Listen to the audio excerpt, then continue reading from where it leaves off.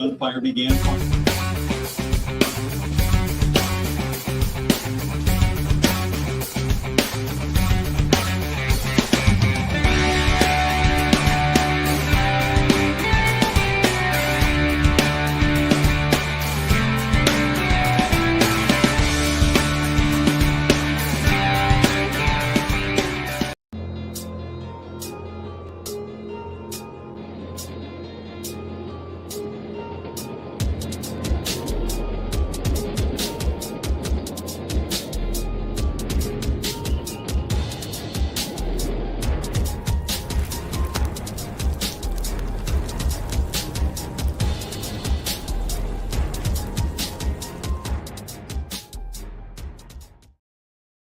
It is Victory Monday right here. We are live like we always are on Mondays from Pike's Pub right here in beautiful Bucks County, Southampton, PA, 455 2nd Street Pike, right across from the new Dunkin' Donuts next to the wonderful Angelo's in Southampton Beverage. Get down here as always as we are live for the next 3 hours.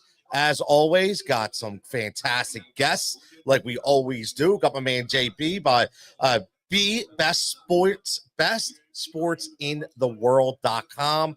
Can't wait to get him on, talk about some Sixers, some basketball, some Philly sports as always.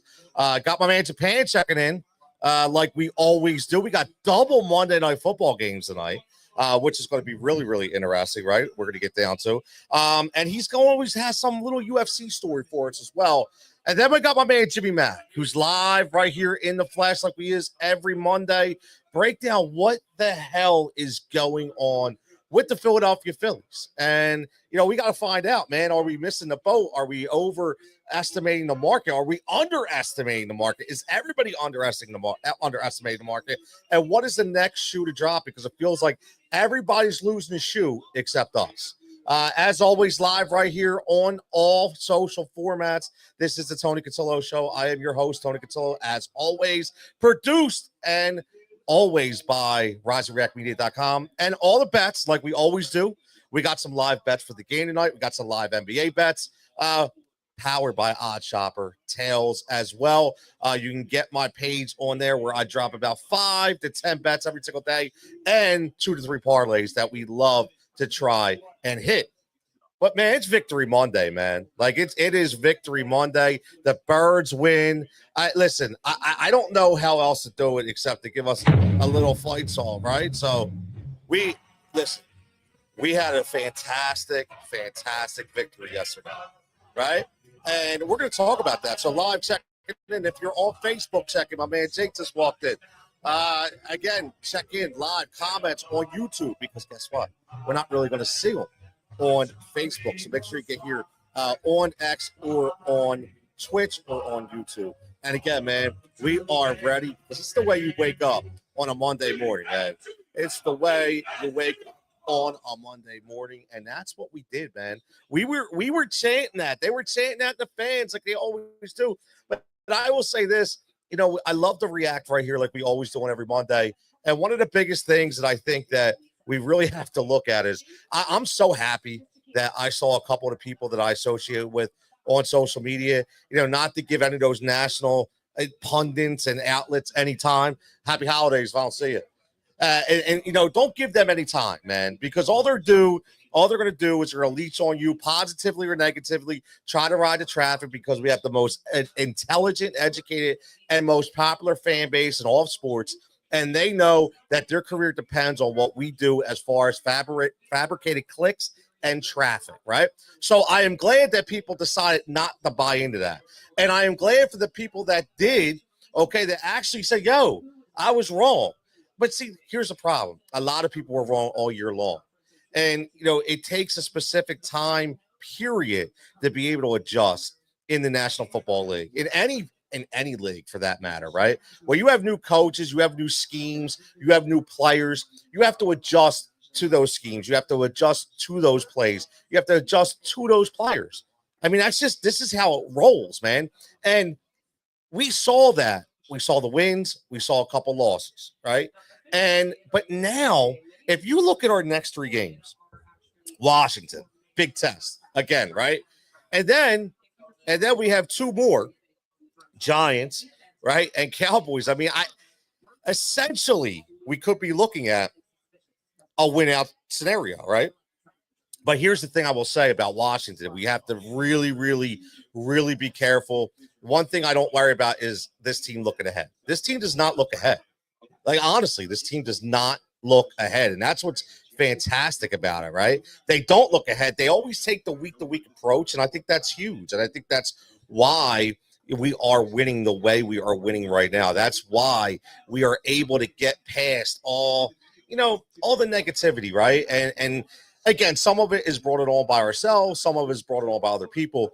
But one thing yesterday that I want to break down, and again, everybody has listened to this all day long. If you listen to the dial, I'm sure there's a lot of different things that you probably listen to. And I'm not going to bore you for 3 hours and talk about the same thing over and over again. And that's why we mix it up, right? Because I want to talk to other people too who probably lost in their fantasy football championship or playoffs yesterday. Because guess what? Saquon Barkley and Derrick Henry did absolutely nothing.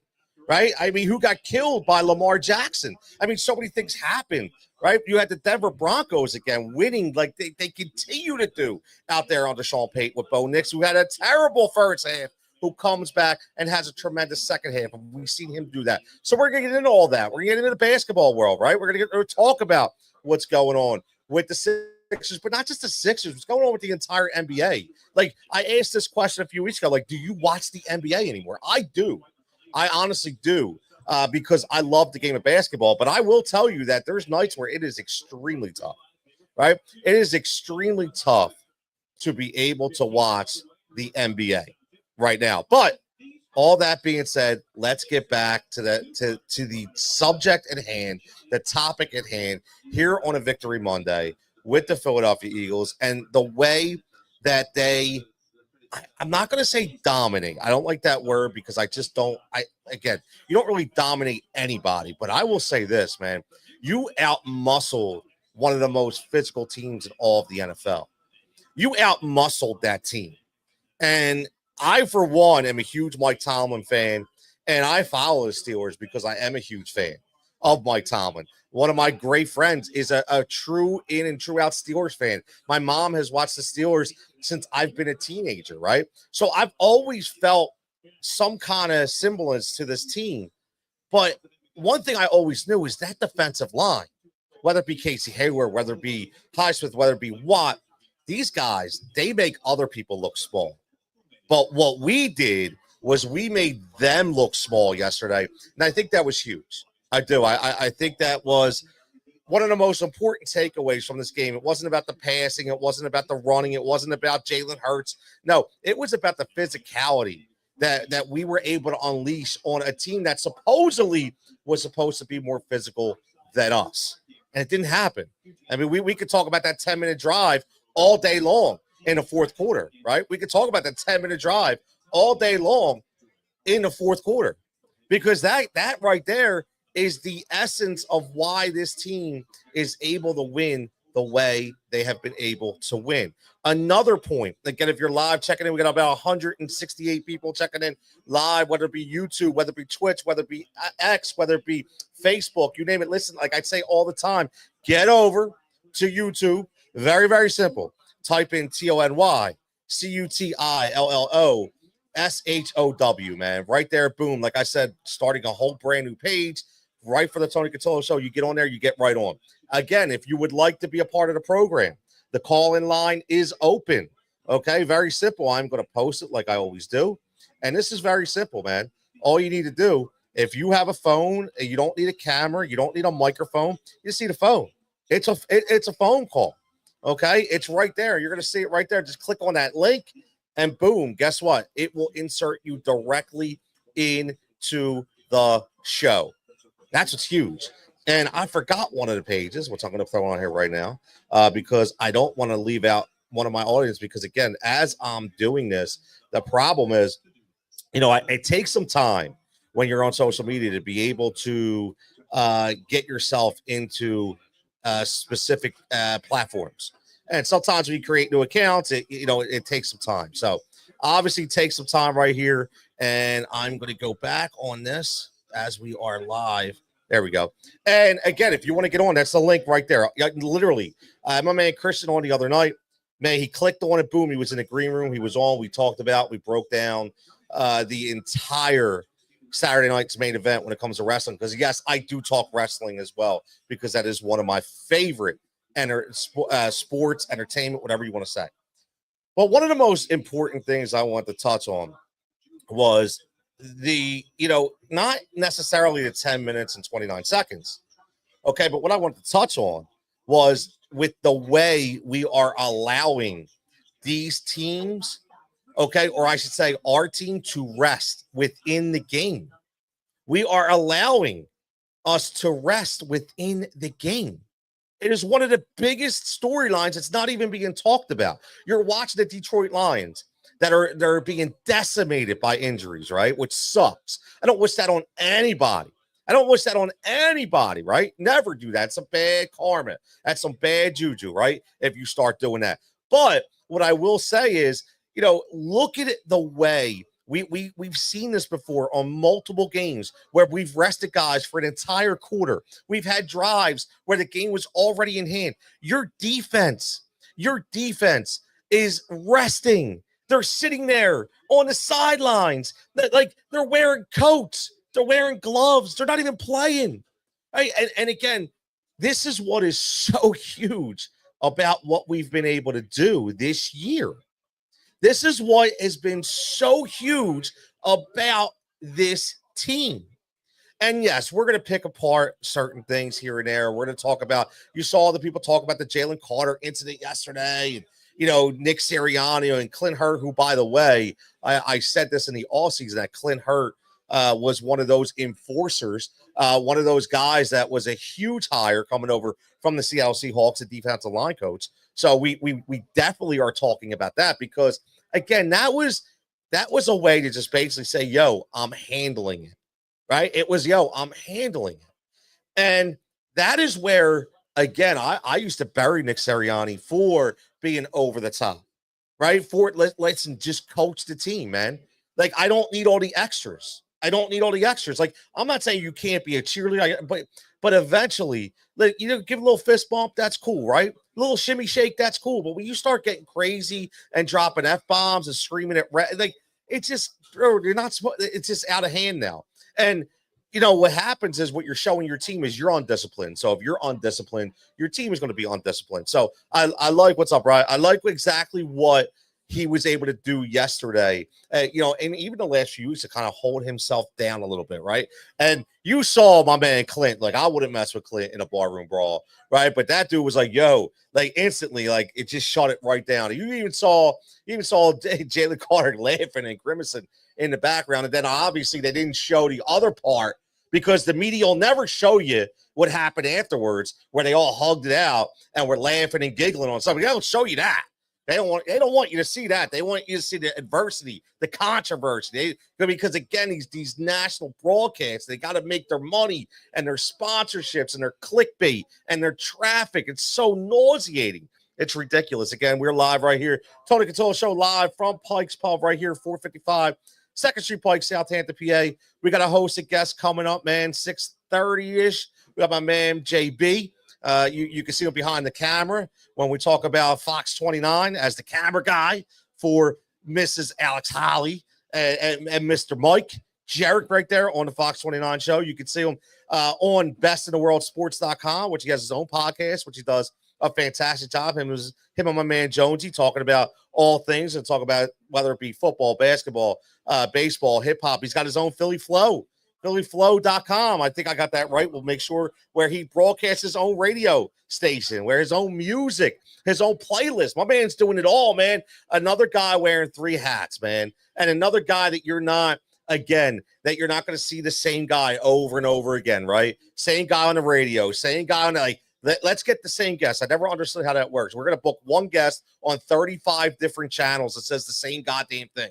I don't understand. I get you want the audience, but everybody's heard the same damn thing over and over and over and over. Like, it's ridiculous. Get some different people on, right? Get some different people on. And that's what I'm trying to do right here on the Tony Cutillo Show. Open you guys up, and girls, obviously, to some more very, very talented and educated individuals when it comes to not just sports, man. A lot of different other things going to be coming up through the Pike as well. And again, we're just not just Philly talk, all sports, national as well, and noteworthy topics, which again, youth sports and things of that nature. We're going to get into that as well. But what about this scenario too? You know, a lot of people had said, and I was not one of them because I actually drafted the guy as a handcuff and I really liked him. And I still like him. And you see why is I was always a Kenny G guy, man. I was a Gainwell guy, consistently was a Gainwell guy. I said, this dude has got the size. He's got the athletic ability. He's got the motor. He's got the desire. He's got the hunger, right? To be able a really, really, really solid number 2 back, right? On a team that we knew he was only going to get 5 to 6 carries a game. But when he needed to step into action, what he did yesterday, again, showed everybody what he's capable of. Shows everybody that he can do some things. Listen, for all these people, like I hear these bunch of idiots out there. Oh, he's not Saquon. Who the hell would say he is? Right? It has nothing to do with being Saquon. When you lose a guy of, like look at Tennessee, out there, they have 2 guys, Pollard and Spears, right? They're essentially kind of the same guys, right? But if you lose in New Orleans, if you lose Alvin Kamara, there's nobody going to step in, right? Kendra Miller is not going to step in and be Alvin Kamara. Right? Jamal Williams is not going to step in and be Alvin Kamara. They're just going to be a stepping stone, right? Meaning there's a piece to try to at least push through. I think Gainwell's more of a piece. I do. When we won, the Super Bowl with LeGarrette Blount and Jay Ajayi and Corey Clement, right? We had that 3-headed system.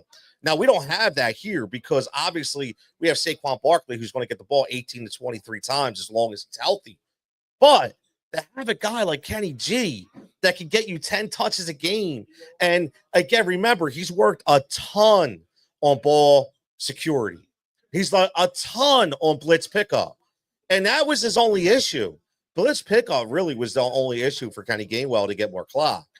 And I will say this, that it shows that he's been able to work. And not only Kenny Gainwell, but, you go to the defensive side of the ball. And I don't know if you're watching my man Jalen Hunt out there. And again, he's raw. I get it. Like, he is so raw. I understand that. But I would tell you this, man, about Jalen Hunt. The reason why they drafted this guy is because they said he was a freak. Meaning he was an athletic freak. Okay? And I'll tell you what, when you get an athletic freak like that, and you can mold him into a player, let's look at Jordan Mailata. Right? Everybody said, why are you drafting Jordan Mailata? Right? And I'll talk about that. This guy went 7th round. The guy's one of the best left tackles in football, right? Because you have the people in place in order to develop the talent. That's huge. We didn't have that last year. Now, that's no disrespect to Sean Desai and Brian Johnson, but again, what you brought these guys in, man. You brought these veteran guys, especially Vic Fangio, man. Especially Vic Fangio. Like, ridiculous, man. Like, I just heard a stat. I can't remember what it was, but since 1989, not being able, I think, was holding an opponent under 20 points or something like that for a specific amount of time. Or like, we haven't done this in 30, 40 years. Like, it's insane what we're doing right now on the defensive side of the ball. I think I'm not going to say I'm positive about this, but I'm pretty sure we're the youngest defensive football. Like, collectively, we are the youngest defensive football. And that's crazy when you think about that. Like, how many times did we bitch and moan in this town about why can't we get young guys to produce? Why can't we get the guys to play? But guess what? You don't only get one of them. You got various ones. You got multiple ones. I mean, listen, Quintanamo Bay, which I love that. Again, that's awesome with Quinyon Mitchell, who is an absolute, listen, if he's not off our defensive rookie of the year, I don't know who is, right? I mean, the way that this guy is considerably shut down. Did you see Terry McLaurin yesterday? Did you see that game Terry McLaurin had yesterday? What he had against Quinyon Mitchell? Nothing, right? You're seeing these guys that are getting these unbelievable games against other teams, but not when they come like Philly, man. Like, you remember that year when Andy Reid drafted Lito Shepherd, Sheldon Brown, right? Michael Lewis. And we were all sitting there going, man, he basically invested in an entire secondary, right? And listen, Quinyon Mitchell is obviously light years ahead of any of those guys. But Lito Shepherd had a really good Eagles career. Sheldon Brown obviously was really gritty like a poor man's, I would say, Cam Chancellor, right? Really, really good hard hitter. Wasn't a great coverage guy, but he had a very good intellect as a secondary member. And it allowed him to recognize packages and understand scheme. And again, for his shortcomings of coverage ability, right? So that's how professionals get above that next level. So looking at that and look at what we have now with him and Cooper DeJean, who again, listen, you see what kind of player Cooper DeJean is, right? You see Cooper DeJean didn't have a terrible game, but again, like Adam Thielen showed some of his deficiencies, right? He's a young guy. Of course he's going to make mistakes, but the thing is, how does he react? Right? How does he compensate? Right? How does he come back? Does he just quit? Does he say, you know what? I'm never going to be. No, he went in to work all week and he came out and he was studly once again. So that's secondary. I can't say it enough, man. I can't say it enough. And then you talk about obviously what's going on with CJ Gardner-Johnson, another guy that is being overlooked in my opinion of how good he's been this year. A guy we sorely missed, right? Sorely missed when we let him go.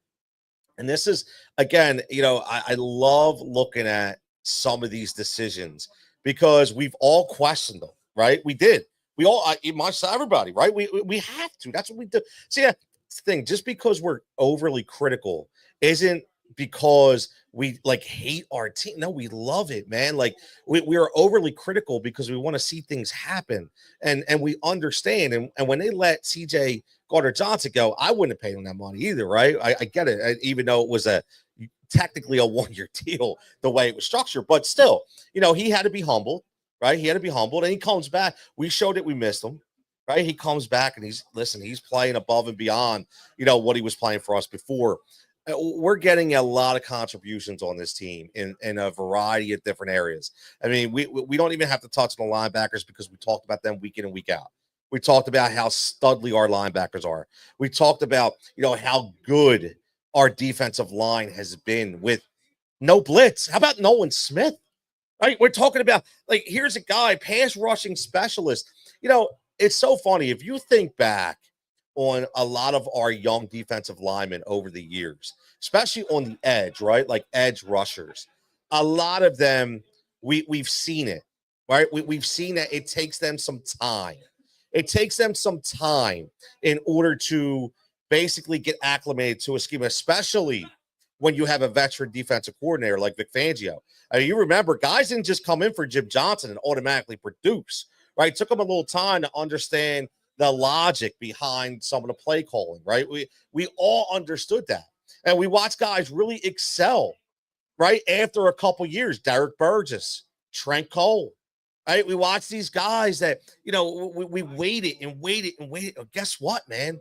Like Nolan Smith is damn near one of those guys.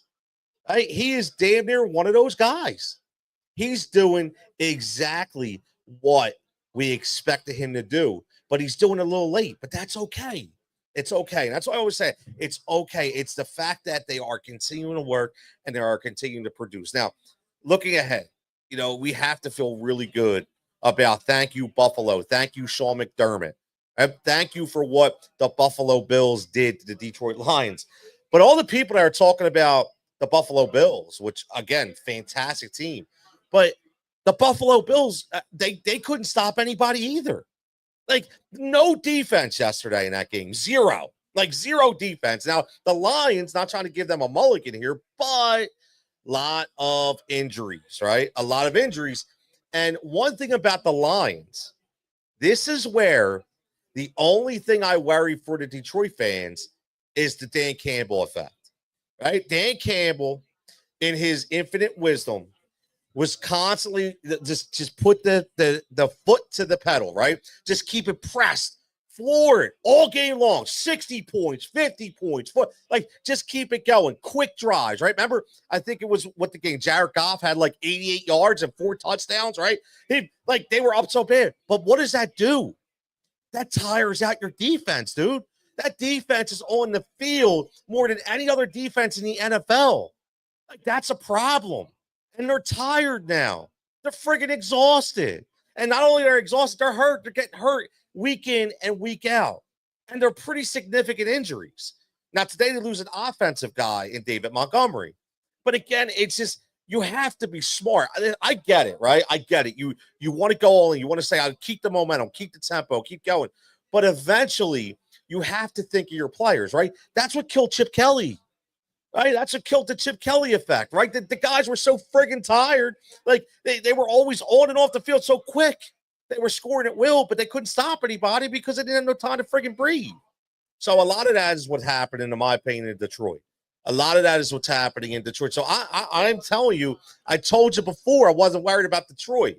And I will say this, and I will continue to say it, and this is not going to be a very popular opinion, okay? But offensively, right? Offensively, if you told me, okay, who do I want as a collective mind? You know, when I need to score points and I need to break down an opposing defense, I'm sorry, but right now, looking at the way it is, I would take Sean McVay any day over Nick Sirianni, right? I would take Matthew Stafford and McVay to go over Goff and Campbell. Are you kidding me? Like Goff does nothing to show me that I can trust him in a big game, in the playoffs. He just doesn't show. Look, I hope he proves me wrong. I don't know. Just not against us, right? Just not against us. But I just look at it as this dude's still, he's not that guy. He's not that guy. Now, Jalen showed that he's got it up here, man. That's the thing about Jalen Hurts. And that's what a lot of people underestimate. Jalen Hurts has it up here. Jalen Hurts understands the way, the ebbs and flows of a football game. Jalen Hurts understands what he needs to do and when he needs to do it. He doesn't need people to tell him, like A.J. Brown, that they need to pass more, right? He doesn't need to tell people when he needs to take off and run in the pocket. And I want to ask about that, too, because I know a lot of people everybody checking in. Make sure you check it in on YouTube, because I am not getting the comments that are coming in, like I always tell you guys, off of Facebook. And third-party software, sometimes they do not show up. So, again, get on YouTube, Tony Cutillo Show. Make sure you subscribe. Make sure you get it right there. Boom. If you want to get on the line, phone line is open. All you need to do is click on this link right here on your smartphone. You call up and put you in the green room, put you right on the show. You have a point, let me know. What are you thinking? Here's what I say about this. You know, I look at Jalen Hurts. A couple people were saying he holds on to the ball too long. You know, I don't disagree. He's waiting and he wants something to happen. He wants to make something happen with his arm and not his legs. I get that, right? But people were killing him again over that today. But let me ask you, did you watch the Buffalo game? Josh Allen does the same goddamn thing, but nobody's tearing him apart. Everybody's talking MVP. Okay, well, he got sacked. He gives up bad hits. He throws the ball away, intentional grounding. He holds on to the ball way too long, right? But nobody says nothing against Josh. So, I don't understand. Again, Patrick Mahomes the same way. Everybody loves Mahomes, right? Everybody loves Mahomes. That's because they want him to be the face of the NFL, so he can't do any wrong, right? He's always being brought up because the Kansas City Chiefs are now America's team. They are America's team. Andy Reid is America's coach, and Patrick Mahomes is America's quarterback. That's what they want. They are the face of the NFL, right? And now that you have I'm not even going to say her name, but you know who in the fray, right? Now, they want everyone wants a part of the Chiefs, man. Everybody wants a part of the Chiefs, right? So you're not going to get that notoriety over those guys, and I understand that, but you cannot continue to kill the guy for doing the same thing the other guy is doing. That's the one thing I don't understand. And I will not get. And I just think that, we had that problem in this town. Again, when it had come to whether you like him or not, Donovan McNabb. And again, Donovan was another guy who I don't think we ever, not hated. I mean, we threw out the haterade for D-Mac, right? Who is, again, whether you like it or not, to me, best quarterback in Philadelphia Eagles history. You could argue with me that all day long. I'll go back and forth with you. It's fine. That's no disrespect against the other guys, but he was. Whether we like him or not, I mean, right? It's fine. It's fine. It ain't Jaws. Foles ain't the best quarterback in Philadelphia Eagles history, right? It's Donovan McNabb. Say what you want, right? And if you listen again, you don't look at it, constructively. But again, that's my opinion. I'm not going to tell you you're wrong. I'm just going to say I feel you're wrong, right? If you don't think that, and I think again with Jalen Hurts, it's the same kind of deal, man. It's the same kind of deal. This dude can't do no wrong. I mean, can't do no right. Like he can have the best game in the world, and you're going to pick apart every little thing he does. I mean, do you like? I don't understand. Do people watch other football? Like, I always ask that. Like, do people watch other football? Do you watch other teams? Like, no.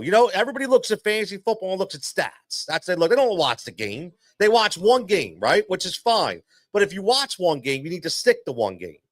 Right? If you watch one game, you need to stick to that game. Don't be giving me breaking down Matthew Stafford when you ever watch him throw a pass, right? All because you watched the NFL box score and said, "Oh, he threw 2 interceptions." You have no idea how he threw it. You have no idea what the play was. You don't know if it was a Hail Mary. You have no idea. But you're in there running your mouth, right? That's the thing. You're out there running your mouth. So now, if you are watching the game, right? If you are watching the game, that's fine. That's fine. Then you can break it down. And then we could have a conversation. But the same thing's going on with Jalen Hurts right now. Same thing's going on with Jalen Hurts. And if you're not respecting what he's been able to do this year, okay, and you're not giving him his flowers yet, you're just a stray hater, right? That's all you are. It's simple. You should want this team to win, right? You should want this team to win, right? We should not be sitting there analyzing our quarterback today. If we are breaking our quarterback down today in any kind of negative sense, then, man, you need to drop your Eagles card in the post office and get off a microphone, get off a blog, get off of social media, and just shut it down.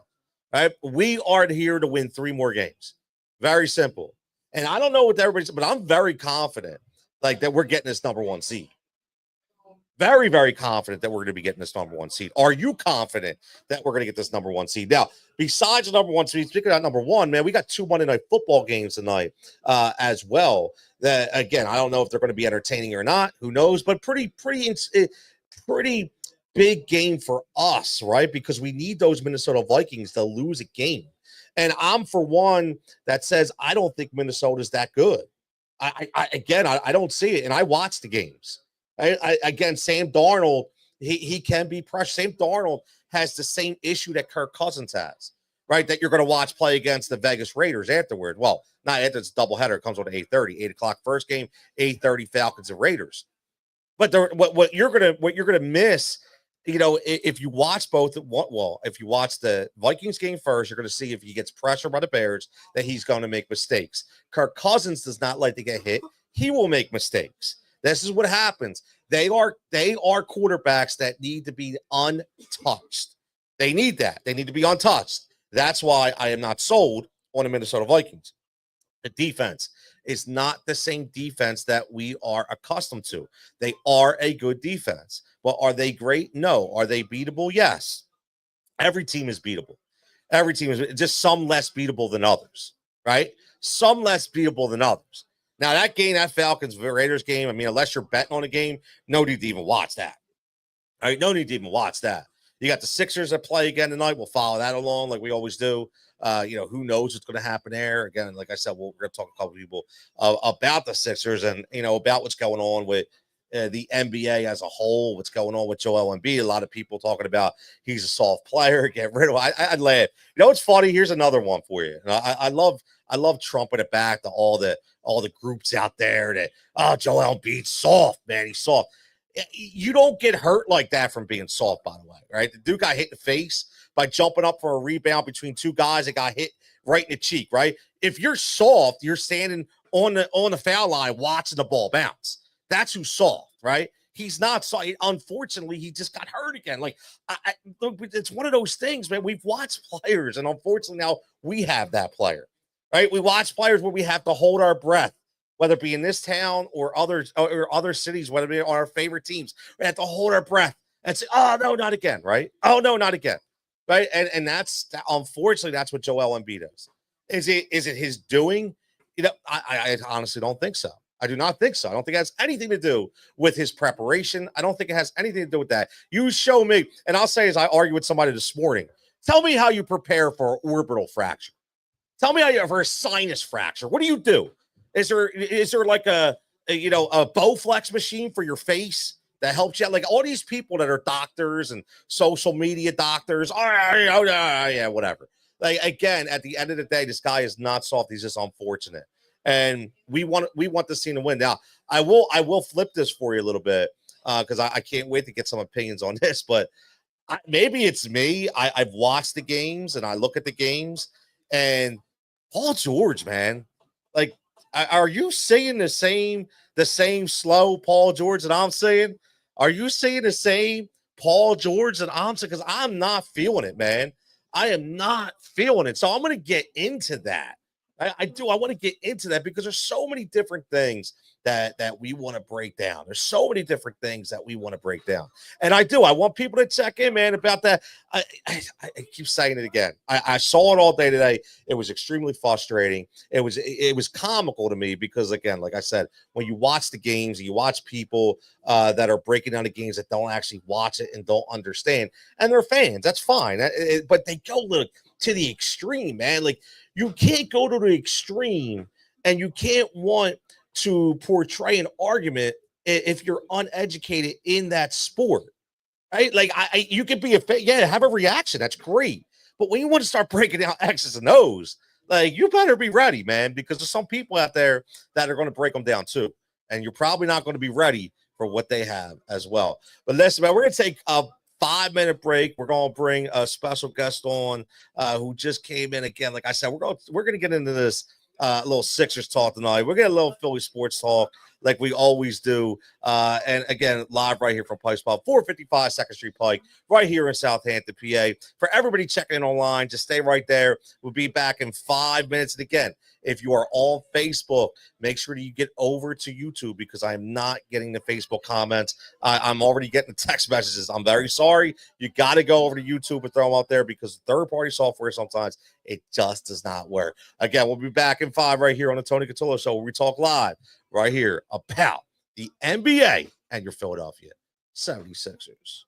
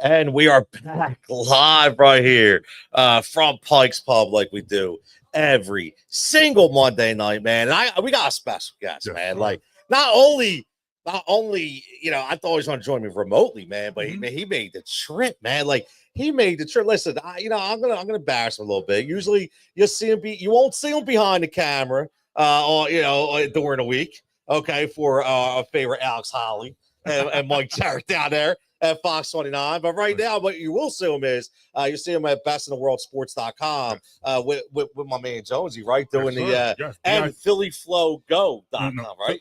Philly Go Flow. Philly Go Flow. PhillyGoFlow.com. Yes, where you do all your own music, man. The truth of the matter is, I'm trying to be like you. I'm trying I went to the Tony Cutillo school of how many jobs can one person have at the same time. I'm trying to be on I went to the school of how many different shows can one person host at the same time. That's what it is. Like if you host a bunch of different shows, at least one of them is going to be a hit. And that's what. Listen, man, you gotta try, right? You gotta try. Exactly. You gotta try. You make sure you give him a follow right here at JLB from DVM, bestintheworldsports.com. As always, brother, man, it's been real for coming out, man. But yo, man, listen, we got to get right into this because you know why I brought you on here. We can't have nice things. No, we cannot have nice things. We can't have nice things. Oh man, I'm getting tongue tied already. I was getting so frustrated this morning of hearing people. And again, we've both been critical of the big guy. Yes. Right? Yes. But to call him soft over that injury. Well, here's the thing. And sometimes you just can't win for losing. How many times do you hear people say, why doesn't Joel Embiid go down in the paint? Why doesn't he battle in the paint? Why doesn't he go down there and bang with people in the paint? He's such a big guy. When the answer is, every time he goes down there, somebody breaks his face. Yes. He gets his face broken. Yep. That's what happens. You have to admit, it was a different time at the beginning of the season. Yes. At the beginning of the season, I said to myself, because we just got finished watching that debacle of an end to the Phillies season. You saw how the Eagles started their season. Oh, I said it was bad time. It was bad times. I said I did not have it in me to be angry with the Sixers for 82 straight games. I agree with you there. I just don't have it in me. I just don't have that type of anger, the anger that was carrying on. Because right now, at the end of the Philly season, I wanted everyone not named Bryce Harper to go. Yeah. Bryce Harper can stay. If your name is not Bryce Harper, yes, you can go. I completely agree. And at the beginning of the Eagles season, I was like, look, for all those Phillies that are out the door, you can take Nick Sirianni with you. And you might have had to take Jalen Hurts too. I know. However, with the Sixers, because of the way the last season ended and the way it looked, you put that type of money into Paul George. Yes. Who then immediately gets hurt. Yep. You look at Joel Embiid, who has an injury history, who you know that Joel Embiid goes into the offseason and needs to get healthy. But what does he decide to do? He plays in the Olympics. I got a different opinion on that, though. I'm okay with that. You're okay with that? Yes. No, I understand. But nonetheless, it feeds into the criticism. Yeah, you're right. It feeds into the criticism. Yes. And what happens? He's not ready to play. So he was somebody had to catch this angst because pretty much Flyers had no expectations. No one. That's true. No one's ready to care about the Flyers yet. No. Until the boys start really. It's coming. Yeah, that day will come. Exactly. But as of right now, we're not ready to care about the Flyers as a whole. That's true. So you come in, you have your Sixers. I'm telling you, man.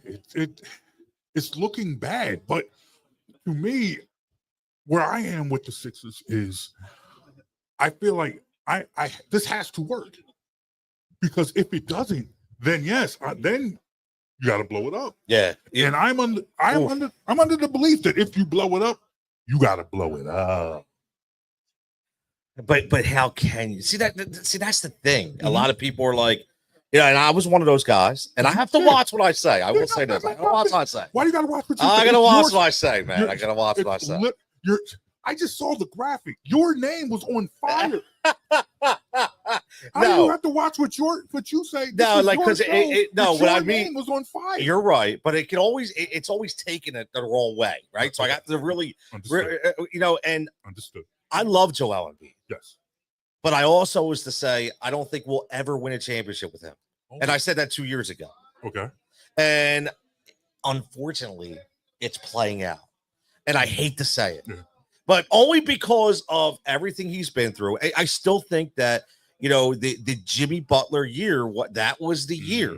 That was our best opportunity. Yes. I still have those nightmares that he's gone, man. Like, I'm watching that Charlotte game where he knocks that three, and we're like, yes, we got a closer. Yes. We got somebody. Gone. Right? So, man, I look at this team. As soon as they signed him to the extension, you can't blow this thing up. It's unblow. It's how do I say it? I'm going to do a tongue twister. Like, I don't even know. I was going to say unblowable, but what it doesn't even make sense, right? Yeah. But you can't blow it up. No. So all these people are like, trade them, get rid of them. Bro, like, it doesn't happen. For everything that you just said, and I understand it, and it makes perfect sense. I still believe that as long as Joel Embiid is on this team, the best chance to win a championship is with Joel Embiid. Because yes, I'll give you that. In the history of Philly sports, you don't see trades of superstars that make the team better. You're not going to trade a Joel Embiid and get better. You're not going to trade a Joel Embiid and move on from where you are. You're not going to pick up from where we are. If you're trading Joel Embiid, you're throwing in the towel. Yes.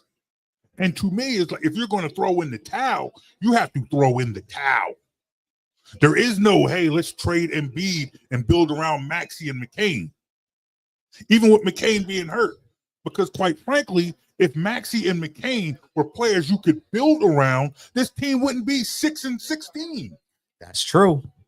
That's a good point. No, you do make a good point. Like, again, and that's why I say you're helping me watch when I say yes. Their best opportunity to win is with Joel. But if they decide to blow it, like you said, they're not going to get better. Yeah, no. Right? I mean, we're going. I don't want to say process, but I hate that word. But we're starting to rebuild again. Well, here's the thing. Now you hate the word process. Yes, I love the word. Oh, you love process? I loved it. Oh man, because once again, this is Philly, and the mentality of the Philly fan is when a team does not win, you blow it up and start all over again. That's true. You say it with the Eagles, you say it with the Phillies, you said it with the Flyers. We've said it with every team. When they don't win, it's time to blow it up and start all over again. The Sixers were the only team in our history that actually did it. That actually said, okay, this is what we're going to do. We're going to blow it up and rebuild from the ground up. And what happened with that process? We got Joel Embiid, a cornerstone player, a franchise player. The problem is in the opportunities that they had to build around him, pretty much all of them failed. Yeah, they did. They really did. And we got my man Japan saying, I will never trust the process ever again. No. The Sixers are toast. Here's the problem. The process did not fail the Sixers. The Sixers failed the process. Yes, I will get yes. Because it got you what you needed to get. A franchise player. Yes. You got a franchise player, an MVP player, a scoring champion. That's what you got. That's true. And then when it also gave you opportunities, 2 straight number 1 picks to put around that franchise player. And you draft a guy who quits basketball in the middle. Martin Fultz. Yes. He ruined the process. Right there. Markel Fultz ruined the process. Fultz. But here's the problem. Every misstep of the Sixers led to success for a team that competes with the Sixers. We get Markel Fultz. Celtics get Jason Tatum. Yeah, but hold on. We were never going to get Tatum. No, we were never going to get Jason Tatum. So I just want to let everybody know that, right? You know that. I know that. But that bad pick instantly led to the Celtics being able to get their franchise player and the guy to give the Celtics a championship. So not only did our process help the Celtics win a championship. God. Oh, yeah, I'm pissing myself off. I'm right. It's like a nightmare, man. It's a nightmare that we're living. You get free drinks up in there? I got one on you, bro. One on me. I can tell you that. That's why I came down. Yeah, absolutely. You know that. I got to take care of my peeps. Yeah, you talked about zooming in. No, like you at the spot. I'm gonna come down here, get something to drink with you. Listen, you got to have the food here, man. No, I appreciate you got to have man. the food here. Yes, sir. It is fantastic. Yes, Japan says Kobe told the Lakers to get Tatum sick to my stomach. He says, man, exactly. Listen. Exactly. Again, we're live right here on the Tony Cutillo Show, right here at Pike's Pub with my man JB at JLB from DVM from bestintheworldsports.com. Hit me up on Twitter, X, whatever. I don't even know what's called anymore. I'm there. Man. You know what I mean? Whatever you call it. Yeah, I'm there. Instagram, Facebook, whatever. Yes. What did Belichick say? Instaface. We gotta talk about that later too, by the way. But all right, because I'm done. I don't want to relive anymore because I'm sick, right? Yeah. So just moving ahead. I mentioned this. I know you heard me when you walked in. I wanted to talk a little bit about Paul George because this is not the Paul George I thought we were going to get. And I minus the in all that, like he's a couple steps slow. And I ask you because I know you watch ball. Yes. And I know you watch it more than I do. I do love the West Coast game. Yes. But that's not what I saw last year. So I'm afraid, I know listen, if you think we're getting the version of Paul George for you're sadly mistaken. We're not getting Pacers Paul George. We might not even be getting Thunder Paul George. And that exactly. But I thought we'd be getting better than we got. Is it too early to say I think he lost a step already? Well, whether he's lost a step or not, I feel like we haven't gotten a fair look at who Paul George is because we keep getting injured Paul George. And that might just be who Paul George is now anyway. Yeah. That might just be it. He might have lost a step because he's knocking on 40. Oh, he's what, 35? He's 30. 35. He's 35. In basketball years, he's knocking on, That's true. His knees are 40. That's true. And I feel like the one thing that we have not done, and this is probably the same issue that the Clippers had, whereas they have a nucleus where you believe that if that nucleus is together, you can do some things, but you never see that nucleus together. I think we saw with Maxey and George, this team is slightly better than when it was just Maxey. When it was just Maxey and even McCain, it's over. This team played like a lottery team. You insert Paul George, and they played slightly better. You insert Paul George and Joel Embiid, and then once again, they're looking, okay, maybe this could be a playoff team. Maybe we can talk. But now, once again, Embiid's hurt. Yep. McCain's now hurt. We're just waiting on Paul George to get hurt again. And like you said, we haven't seen it. We haven't seen Paul George yet. And for me, like I don't necessarily need Paul George to be superstar first option Paul George just yet. I don't mind the version of Paul George we are getting now, as long as you still have a Tyrese Maxey, and up until recently you had McCain. Yep. But that sucks, by the way. That absolutely sucks. Like that came out of nowhere too, man. Like, again, can't have nice things. No, like that was going to be our one thing this year. Exactly. Look, we're rookie of the year. But that was also it. In the post failure of the process, you were able to find a diamond in the rough like Tyrese Maxey later in the first round, a guy who ends up being a piece that you can build with. And then lightning strikes twice when you bring in a McCain who can give you points, can serviceably run the point in the fact that he won't turn the ball over. Not necessarily a guy you want to run your offense through, but he is somebody you can trust to bring the ball down and find an open guy. So you had those pieces. So to me, if you have those as your 3 and 3A pieces who can move up and be 2 and 2A, I don't need, as long as Paul, I just need Paul George to be better than Tobias Harris at this point. Oh, well, listen, if he's better than Tobias Harris, we got some problems, man. As long as Paul, as long as I'm not missing Tobias Harris, I'm cool with who Paul George is right now. That's a big $200 miss, $200 million miss. Yeah. I should say, man, exactly. My God. Japan says it's the East. They definitely should make the playoffs with just Maxey. I don't agree with that. No. It's just the East. I don't know, man. Like, I think, see, this is where at Japan, listen, I'm not, no disrespect. I've I've watched basketball, and even coming into this year, like, I hate that Banchero got hurt. I hate that Franz got hurt again. Like, I was looking forward to watching that Orlando team. Yeah. Because they are young and hungry. Right. So to say the East is deep, man, it's deeper than people think, man. I think so too. I think so too. And you're seeing like a lot of the younger teams are younger in this that aren't performing they're not performing for the same reasons. They got injuries. Yes. You look at Charlotte, you look at Bo, how many times he's been out. You look at Orlando and their injuries. Yep. That's the problem. That's true. And all of those teams are in the same position as the Sixers, as when they get healthy, they should be better. The problem is we're digging the hole that they're not digging. Yeah.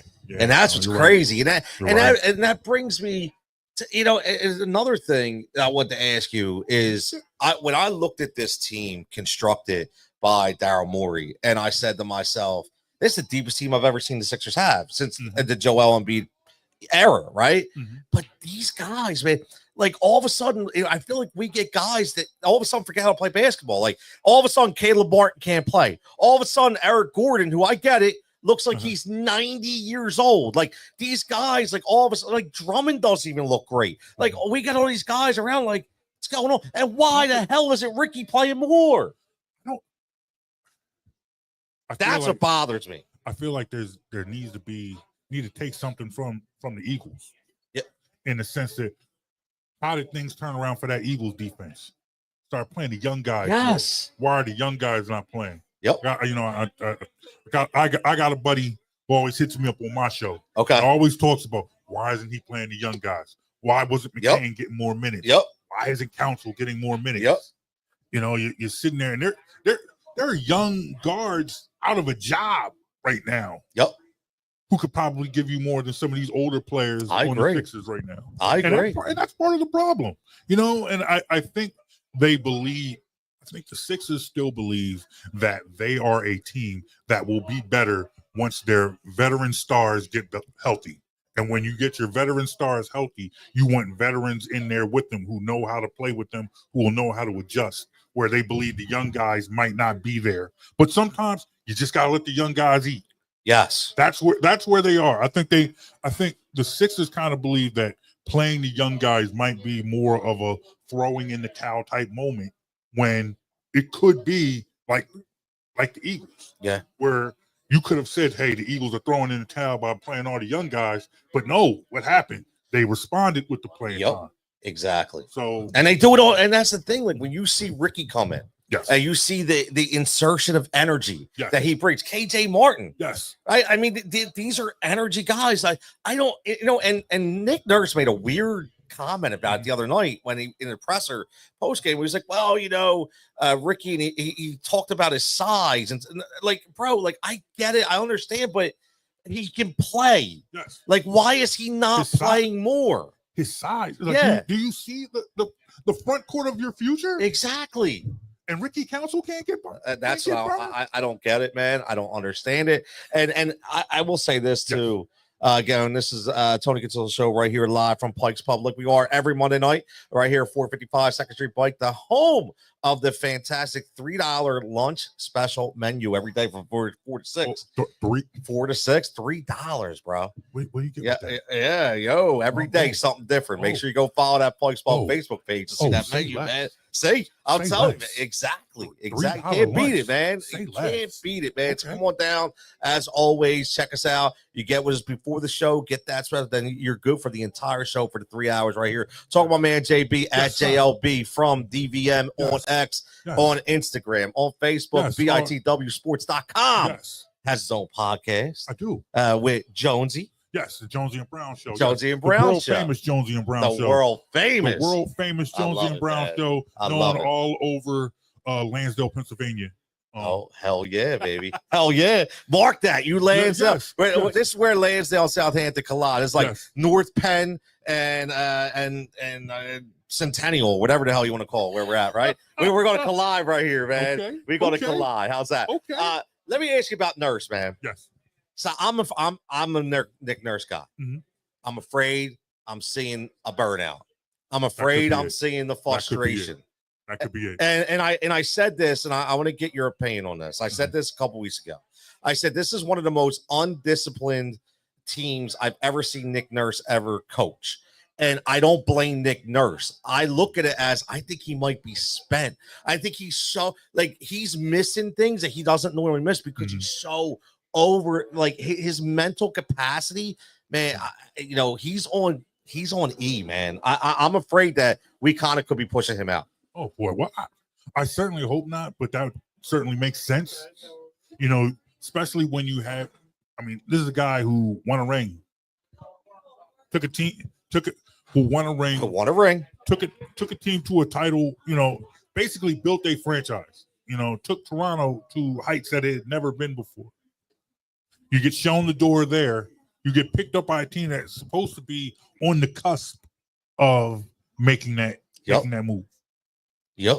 So you go from a situation where you are shown the door from one team, a team you brought a championship, to a team that told you that they had championship aspirations. You got scoring champ on your team, MVP on your team. You got a budding rookie on the team. When you walk in the door, you have a former scoring champion and an MVP on the team, who then immediately calls the GM a liar, says he wants to leave, but still, nonetheless, when you walked in the door, you believed that James Harden was a happy guy, wanted to be Thought there. he was. He's happy now again. Yeah. You thought you were walking into a team with James Harden and Tyrese Maxey, a budding guard, who was on the cusp of being a superstar. And what happens? First things first, James Harden wants out. You're right. He wants out. I'll give that to you. Then you have your superstar who has injury histories. Now just see it's one thing after another. One thing after another. Another. It's nothing you can really do. There's nothing you can really do.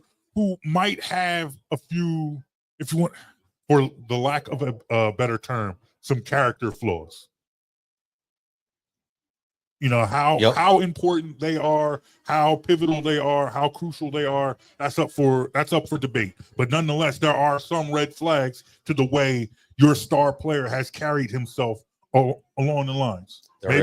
Maybe some deep-seated maturity issues, which I thought we were past. Yeah, which I thought we were either past or they had found a common ground to build to move forward. Because some of the things that you have heard, the criticisms that you've heard about Joel Embiid are things that you've heard his whole career. The lateness to meetings. Not necessarily taking everything seriously. But when you see a player say, okay, I understand that. However, now he's winning scoring championships. Now he's winning MVPs. So apparently something is going right. Something got fixed. But then they come out slow. And next thing you know, team meeting. The infamous team meetings. Yeah. Listen, I want fun basketball back again. Very simple, man. That's all I want. I do too. I want fun basketball back. Basketball is down bad in the city, man. It's down bad everywhere. It is. And I don't know why. I mean, I maybe I do, but I don't. I don't know. I don't know how to explain it, but I feel like the people that are down on the sport, Mhm. and I don't want to say this disrespectfully, aren't educated on sport enough. Meaning not understanding not the actual X's and O's, but Yes. understanding how this global product is trying to be, perceived, and understand that. Listen, I'll be honest with you. I don't think the NBA cares because they're making so much money. Honestly, I mean, they're a global enterprise, and people think that they care. They don't. Like, they're still making money whether you watch it or not, which is crazy for me to say. But I'll tell you what, man. I think the only way that this turns around is they got to cut the 82 games. You think so? Yes. Well, I think you got to. Make it a 50-game season. 50. Yeah, make it a 50. If you're going to have 8 teams make the play, like make it a 50-game season. You're going to have guys sitting 30 games anyway. Well, that might be true, right? That might be true too. But I also, I think part of the problem in sports, believe it or not, I think part of it is the athlete has gotten smarter. And athletes are starting to take care of themselves, not necessarily physically, but mentally, spiritually, financially. Yep, that's right. Like back in the day, you hear people talk about complaining about load management and players taking off and whatever. And I feel like probably the poster child now is probably like Kawhi, and Embiid, Paul George, and for a while it was LeBron. And you would always hear about players in the past, they didn't do that. Guys didn't do that. Mind you, Jordan retired. He quit the whole sport twice. Exactly. He took 2 years. He took a whole series off for load management. Well, if we want to call it load management, we can get some conspiracy theories about that. Right? Well, I'll keep that quiet, though. But nonetheless, but still, you look at that Jordan era. And you look at the mentality that came out of it, that Jordan was A1, the top, the upper echelon. He was the peak. And rightfully so. I'm not going to argue that. You can't. Nope. Jordan, greatest of all time. Go. But then you look at that tier underneath him. The Barkleys, the Malones, the Stocktons, Sean Kemp, Gary Payton, Patrick Ewing, Reggie Miller. Those guys could never be on the level of Jordan because Jordan won and they didn't. So we have now put that type of value on winning. Winning defines your legacy. But also what you saw was a popularity in the league where it was reaching heights of, they're selling jerseys, they're selling sneakers, selling out arenas, making money. Owners want to make money. There's no extra money in championships, dude. Yeah.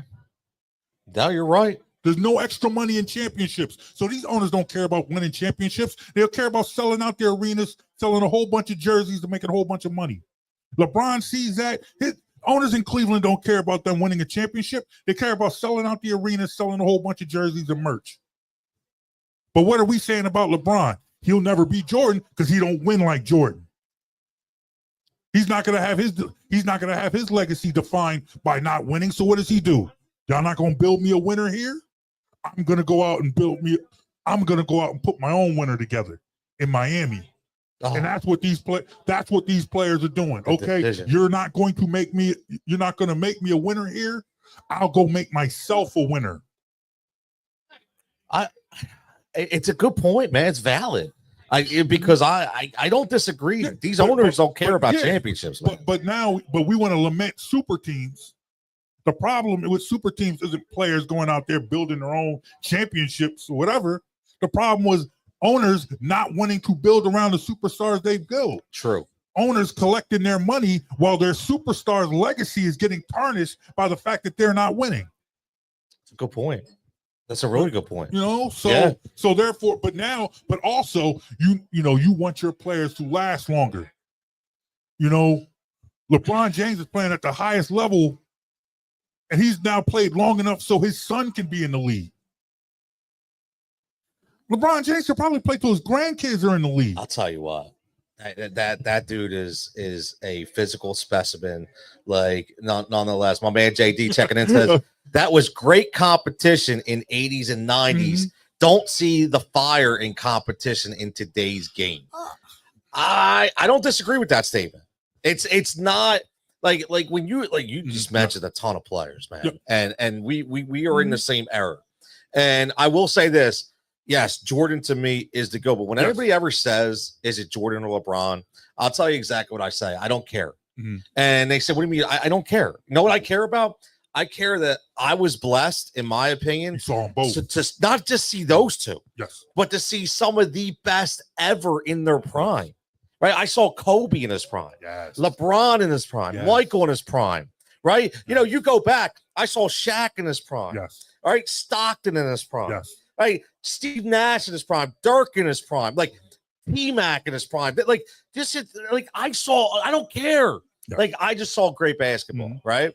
So when I look at today's game, I agree with JD. I don't see that fire. I see the competition, but it's more of a friendly like me and you could probably go out on a blacktop and have the same competition. It's not what we used to like he said, Jordan and Kobe, LeBron, not top 15. Now that's going to be an interesting discussion for another day because that could spiral right here. Easy there, buddy. Yeah, this could spiral. Calm down there, buddy. All right, look. But Kobe was a sniper, man. Like Kobe, you'll never see that kind of fire ever, right? Jordan, who again, because he was a gambler, right? I mean, you're never going to see that kind of fire, but you'll see competition. But I don't think you're going to see that fire anymore. Well, I think it's like what you call fire. You know, what do you consider fire? Where it was like, I think there was more.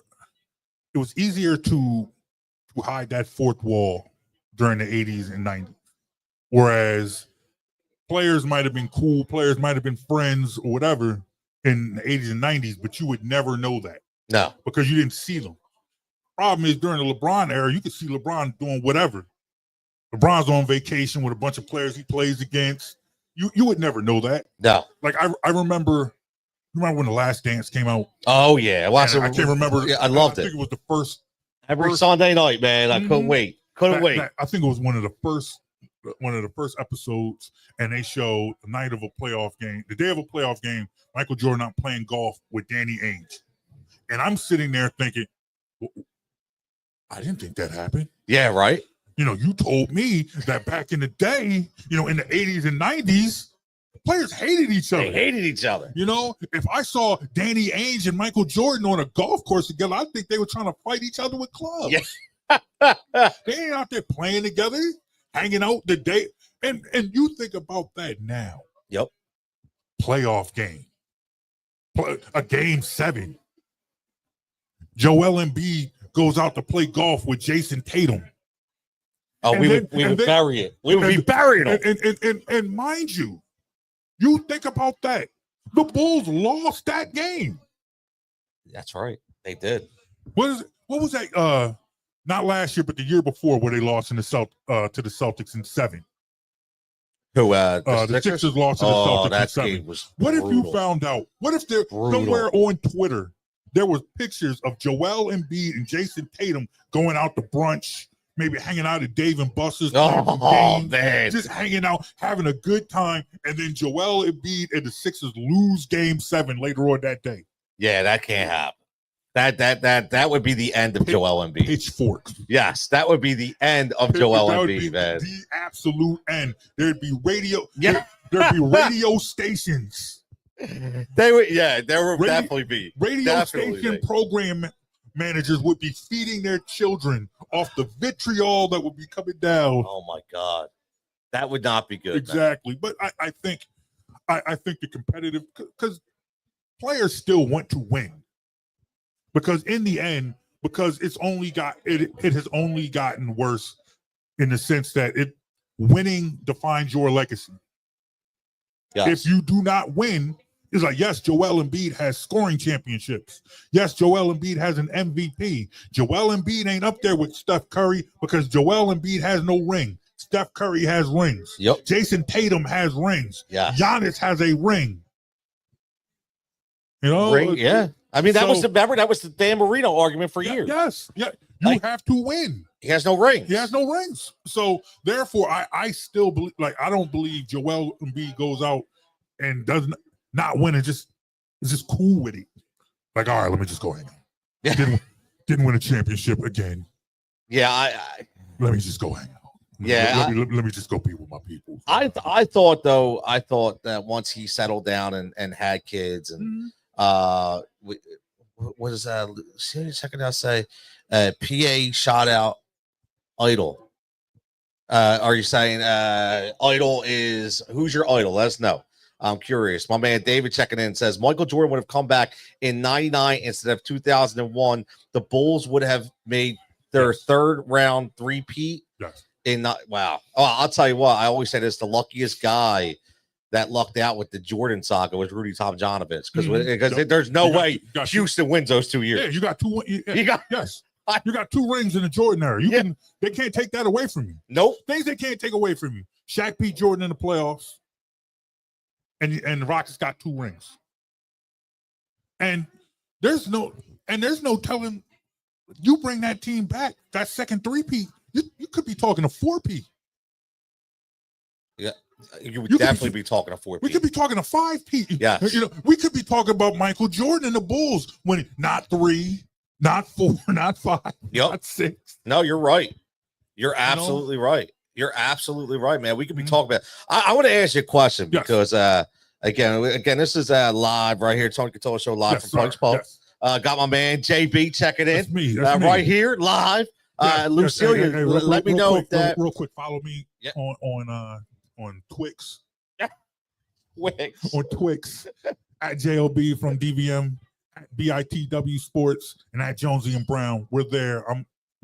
I got one phone and a bunch of different accounts. I love it, man. I love it. If you follow me, I will talk to you on one of them. Yes, he will. Yes. Again, because I can tell you that because that's how this started, right? Yes. That's how this started. But I gotta ask you this clip. It's not a clip. It's a vote that I put out there. I think it's very, very interesting. And again, we're gonna keep this segment going. We're gonna cut it a little short, but we're gonna keep it going because we're having a good conversation. Japan, you will be on 7:45, and then we're gonna go a full hour with man Jimmy Mack. We'll talk about the Philadelphia Phillies, man. At 8:00, we're going a full hour, 45 minutes to an hour. All Phillies, man, 100%. Because the comments are coming in about the talking. When you're running the show, you got to kind of go, with what goes. You know what I mean, JB? You got to go with the hits, man. Yes. So here's a question for you. People want me around. Yeah, it sounds like that, man. People are enjoying me. Yeah, they're going to enjoy you. So we're going to have to take you to 7:45 here, man. Till Japan segment. Then we're going to do Japan segment, and then we're going to go Jimmy Mack Phillies for a whole hour, man. Because there's a lot. Because we need time for the Phillies side right now. You told me it was going to be a half hour. Look, I'm gonna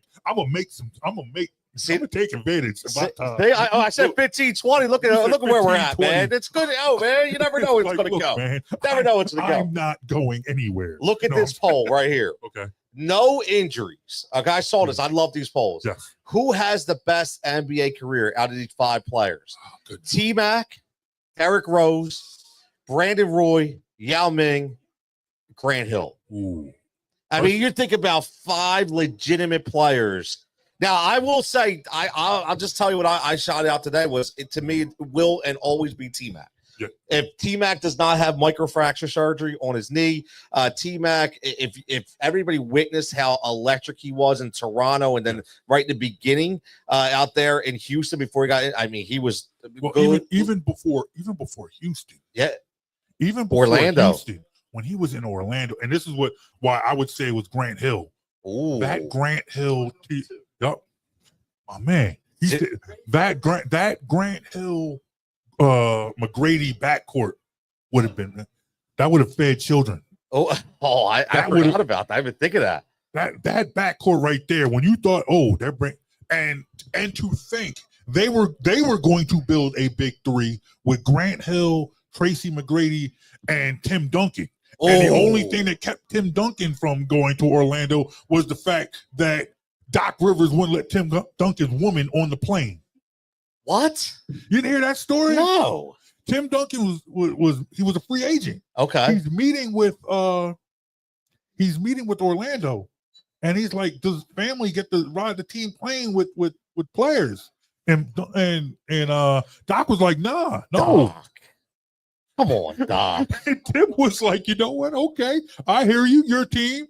I'm gonna go back here to San Antonio. I didn't know that. I did not hear that at all. A couple more rings. Oh my God! You think about that big three. Wow. You think about there. That's a what if. That would have been fire. That would have been fire. Jesus. So that Derrick Rose, that hurt my soul, even though he got hurt against the Sixers, and that put the Sixers in history of being an 8 seed that beats a 1 seed. But you hate to see it. Oh, you hate to see it that way. That was bad. Yeah. And that's another guy. You talk about moves, handles, mobility, sweet shot, man. Like, and that's what I always say. Like, you look at guys that are on that superstar elevated level for so long. Yes. Nobody really understands the guys that maybe just below or should be there, but aren't elevated because they don't get the notoriety based on the markets they play in. D Rose was on that cusp. 100%. D Rose was definitely on that cusp. 100%. He was there, and I think probably I think he just came to NBA too late. Yeah, I think. I agree. He was in that same. If you remember Arvydas Sabonis, yes, big man that had skill.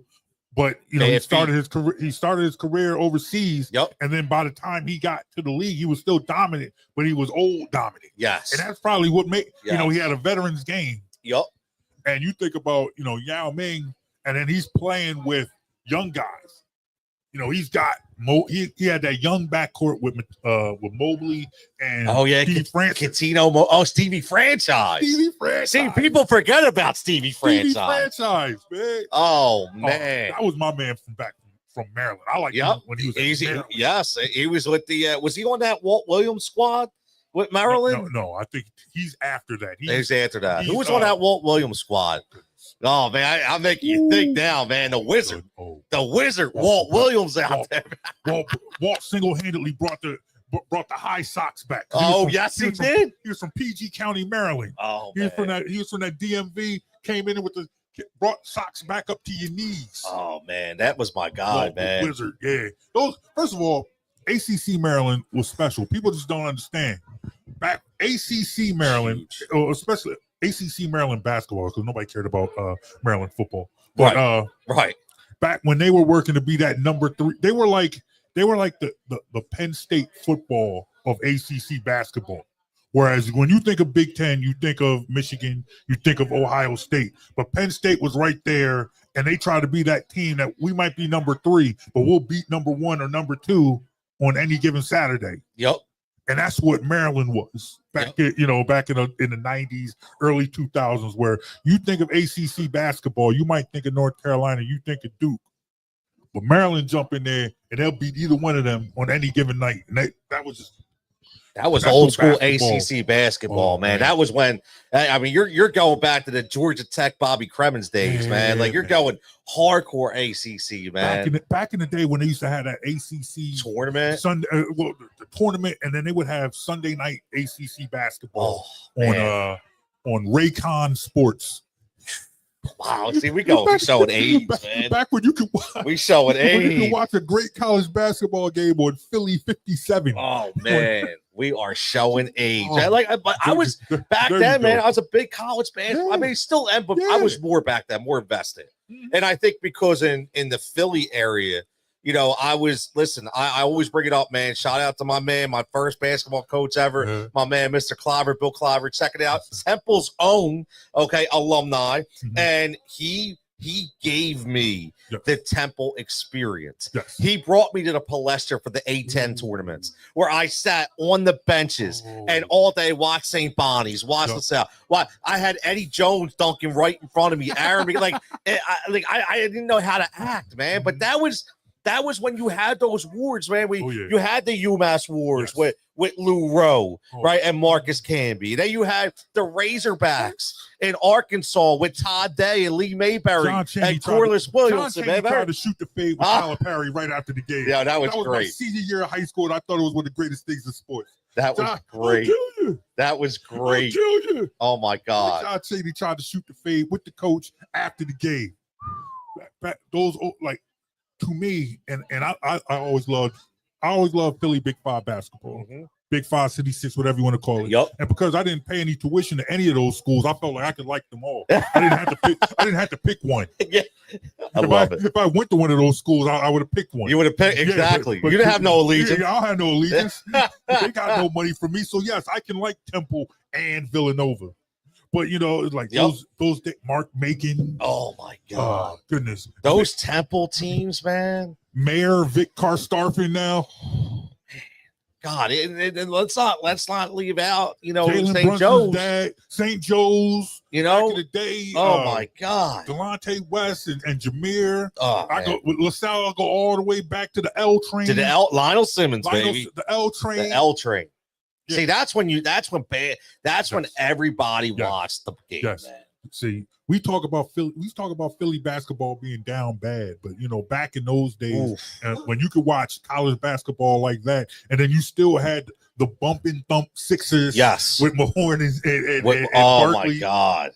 And then we went through that litany of terrible teams, man. When the best thing we looked forward to was Ron Anderson. Like, no disrespect to Ron, but it was like, Ron Anderson catching straight, right? bro. Just say, I couldn't wait to hear Matty Court say, and the hammer, Armin Gilliam. That's Bro. that's what we were. That's what we were. That's what we had, man. Well, that I say that because I feel like when I host my show, when I'm talking to fans, what we got? Armin Gilliam was the black hole. The black. I think he had 12 career assists. Yo, he could shoot with both hands. Could he shoot with both hands? Yeah. He had the Gumby haircut, man. Exactly. He had the. Oh, Wait, I got the bar. The bar captain. I sit there. I saw the bar captain's here. I try to tell people I represent old Philly sports. I was blessed to see. I was blessed to watch a lot of good and a lot of bad in Philly sports. Yes. So when people complain about the current state of the Sixers, I try to tell them, like, you do not realize how hopeless Philly sports was in the post-Barkley, pre-Iverson era. Oof. You ain't lying there, buddy. That first, you remember that process team that won 10 games? I promise you, I had more enjoyment watching that team than the post-Barkley, pre-Iverson Sixers. Back when they were marching out Sean Bradley and Sharon Wright, B.J. Tyler, Derek Alston. Where that drink at? That's what that was hopeless basketball. That was Sixers basketball being down bad. Yep. Before we got Iverson, Pat Croce saved the Sixers, JD said. Trying to convince people that we were going to build around Clarence Weatherspoon. Spoon-fed. Barkley Jr. Remember? Right, yeah. That was, man, everybody trying to sell you on Barkley Jr. I liked Clarence Weatherspoon, but that was like Timu Barkley. Yeah, that's what that was. They're bad. I hate those comparisons sometimes because it buries the player indirectly. It's like, come on, don't put a mark on him like that already. But in the end, even to tie it into what we have been talking about with the Sixers, Clarence Weatherspoon was not a guy you build around. That was a guy you build with. Okay, and that's the same as Maxey and McCain. Those are not guys you build around. Those are guys you build with. Those are guys you have a superstar. You put guys like McCain and Maxey around your superstar, and you will win. That's true. You see what happens when you try to make Maxey and McCain the superstar. You get 6 and 16. Yeah, I listen. You're right. You're right. This is no longer where it's a one superstar driven league. I think we all know that. You have that. I mean, look, and you look at what OKC's doing right now with that young nucleus of talent out there. And again, they are that again benefit the Paul George trade. Now it'll go down in history as one of the worst trades ever. But beneficial for OKC, obviously, right? Now JD checking in. We'll get back to this one. We got a couple minutes left. He's talking about who he's putting above over LeBron. He says Kareem, Yes. Wilt, Yes. Elgin, I don't know. Shaq, Yes. Dr. J, I don't know. Magic, Bird, Uh, Moses, uh, George Gervin, Reggie, hell no. Jordan, Yes. Kobe, Yes. Walton, Hell no. Barkley, all would No. take over LeBron. No. Now, see, I only have. No. I'm going to be honest. I only have 3 people over LeBron. And that is not a slight at anyone No. on that list. But Kareem, yeah. Wilt, Yes. If you ask me, I will always say Wilt is the GOAT. A lot of my whole thing is I never saw Wilt. It's so hard for me. I mean, you can look at the dominance. Yeah. That's why it's almost you got to go through errors, right? But no, I get it. The numbers speak for themselves. Yeah, I with Wilt, I will always say, because I never saw him play either. But my father was always a Wilt guy. Okay, and I grew up with him telling me about Wilt. Okay, and how Wilt changed the game. And if you do some research, yes, you can look at the numbers, but you look at the numbers versus people. Look at Wilt's numbers versus Bill Russell's. Yes. Look at Russell and Wilt's numbers head to head against him, where Russell might have been the second best center in the league, and Wilt would absolutely dominate. Now, granted, nobody else on the Philly team would dominate. Meanwhile, Bill Russell had as close to a murderer's row of basketball as you can get. That's true. So, Wilt is the GOAT. If you're going to put winning as the ultimate value, then you got to put Bill Russell up there because that man has more rings than fingers. No, right. No, I don't disagree. If you're going to put like I always talk about Jordan's 6, Kobe's 5. 6 plus 5 is 11, and that's Bill Russell. Oh yeah, check that out. Okay, mm-hmm. I mean, listen, if you talk about dominance, yeah, right. I'll be honest with you. I've had this. Now just for the record, I will say that I still say Jordan is the GOAT, and I have Kobe and Kareem over LeBron. They're my.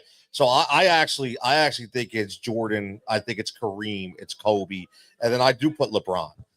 But for dominance though. Where's Shaq go, man? I think Shaq is up there. Just dominance. You're talking about he changed the game. He changed the game, and he was so good at what he was good at. Yes. You had no choice but to almost turn a blind eye to what he wasn't good at. Yes. I remember, and it's something I would talk to Mike Jones about all the time. When Shaq came into the league, I thought that Alonzo Mourning was a better player. I thought he had a more polished game. He did. 100% had a more polished game than Shaquille O'Neal. But Shaquille O'Neal was so dominant, it didn't matter. Right. That Shaquille O'Neal was so dominant, he could wait on the polish. Whereas Zoe came into the league polished. Yes. Zoe came into the league, could hit the mid-range jumper, could bang underneath. Yep. Could hit a 3 if you needed to. Whereas Shaq, he was just going to eat you up in the post, and that's it. But he ate so many people up in the post, it didn't matter. You didn't need him there to mid-range jumper. Exactly, you did, man. You didn't need Shaq to hit no mid-range jumper. It didn't matter. You didn't need Shaq to hit free throws. Yep. We're going to win this chip with the guy shooting 2 for 17 from the free throw line. All that, whatever he was trying to do with that, I was horrendous. Exactly. No, Shaq was absolutely, Shaq was a dog, He really was. Now, JD says Walton and Dr. J changed the game also. Mm-hmm. Yes. There's a lot of game changers. Well, that's the thing. You hear, and this is another conversation I have with people, because people just think it's unfathomable to think that LeBron could ever be better than Jordan. And once upon a time, it was equally as hard to believe that Jordan was ever going to be better than Doc. Yes. You ask those old school basketball fans from the 80s, when they first started talking about Jordan as the next GOAT, and they're like, whoa, this guy can't be better than Dr. J. Who is this guy you think is better? Because he had some flashy sneakers? Exactly. They say, who is this guy with these Nikes on? Who wears Nikes? Nike. Hand me my Converses. Oh, my God, man. Listen. that, there's a lot of game changers, Yes, and there's a lot of game changers. Yes. Like Steph Curry changed the position. Yeah. Obviously, AI changed the culture. Yeah. I say that all the time. AI brought hip hop and street to the game. Yes. And again, I mean, you look at it, man. It's all these different errors, and I love going back and watching. Oh yeah. I love going back and watching, man. But listen, JB, man, this has been awesome, bro. Man, I appreciate seriously, it, man. this has been fun. I mean, you do this every Monday night. Every 3 Mondays a month. 3 Mondays a month. 3 Mondays a month. You just come to Yes. this spot 6 to 9, and they just let you put up a Yeah.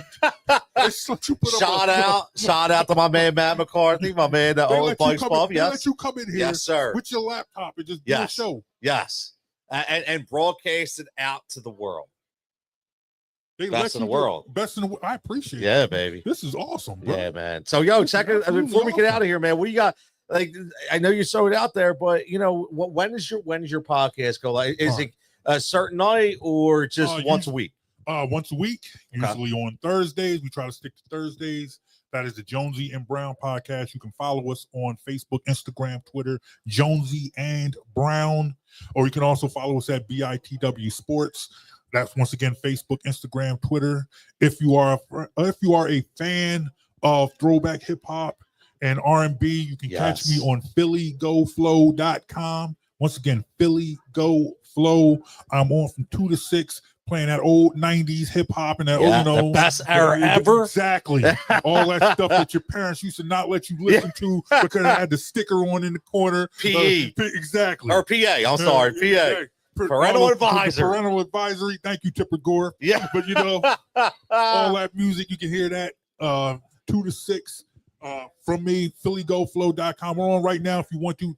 I mean, don't turn away from nah, man, yo. I would not. It is all good. My man JD checking says, great job, JB. Been fun. Appreciate that. Listen, JD, you're going to be hearing more of JB. Now that I know where y'all at. See? I'm no longer waiting for an invitation.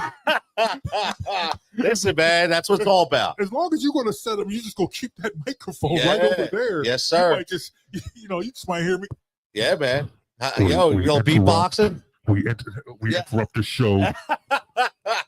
I have something to say. I love it, man. I appreciate this, man. Thank you. Yeah, man. absolutely. Listen, and everybody, just make sure you subscribe to the Tony Cutillo Show on YouTube, because this will have I podcast every single one of these episodes in their entirety and the interviews exclusively. So it will have all of JB's information there as well. So you'll be able to just click and go and be good to go. I need those follows, man. Yeah, man. We all do, man. I can't afford to get myself verified. Yeah, I can't afford that, man. Elon just keeps up in the game on us, brother. You know what I mean? That man can't have no more of my money, man. I need to get verified the old-fashioned way through some popularity. Yeah, man. So cred. Exactly. So wait, Alex can't give you that cred, man? Absolutely not. Yeah. No. That woman has a career. She needs. She's awesome. She can't be associated with. Maybe Mike. Mike could stand it. He can hang out with me. Yeah, Mike's all right, man. He's an interesting guy, man. Good people. I thank that place for their employment, because they pay for whatever I have over here.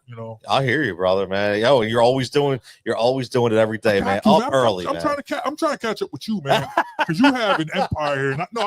I respect people who are out here doing it, who are not waiting for these corporations, for these these huge companies to give them a voice, because now you can go out and create your own voice, create your own movement, and I respect that out of you, man. You've always had good stuff to say, even when I disagree with you. I appreciate man. Your voice. Absolutely, it's all mutual, man, which is great. And you gave me a mic. I support anyone who put me on their show. Hell yeah, baby. Hey, you gave me too. You let Jigsaw come on your crowd. Like, you know what I mean? And that's, you could be scared about that every now and then, because you never know what he's going to say. No, not you. Look, we're not in a position of burning any bridges. No. I will not make an enemy out of you. No. 93 people are watching right now. Yeah, they're all over, man. That's 97 more than I would have. Stop, man. Listen, we will be back, and we're gonna take a 2-minute break. I'll come back with our boy Japan, who's gonna give you some of those stone cold locks tonight for the Monday Night Football doubleheader. So make sure you stay right here on the Tony Cutillo Show. We'll be back in a couple minutes.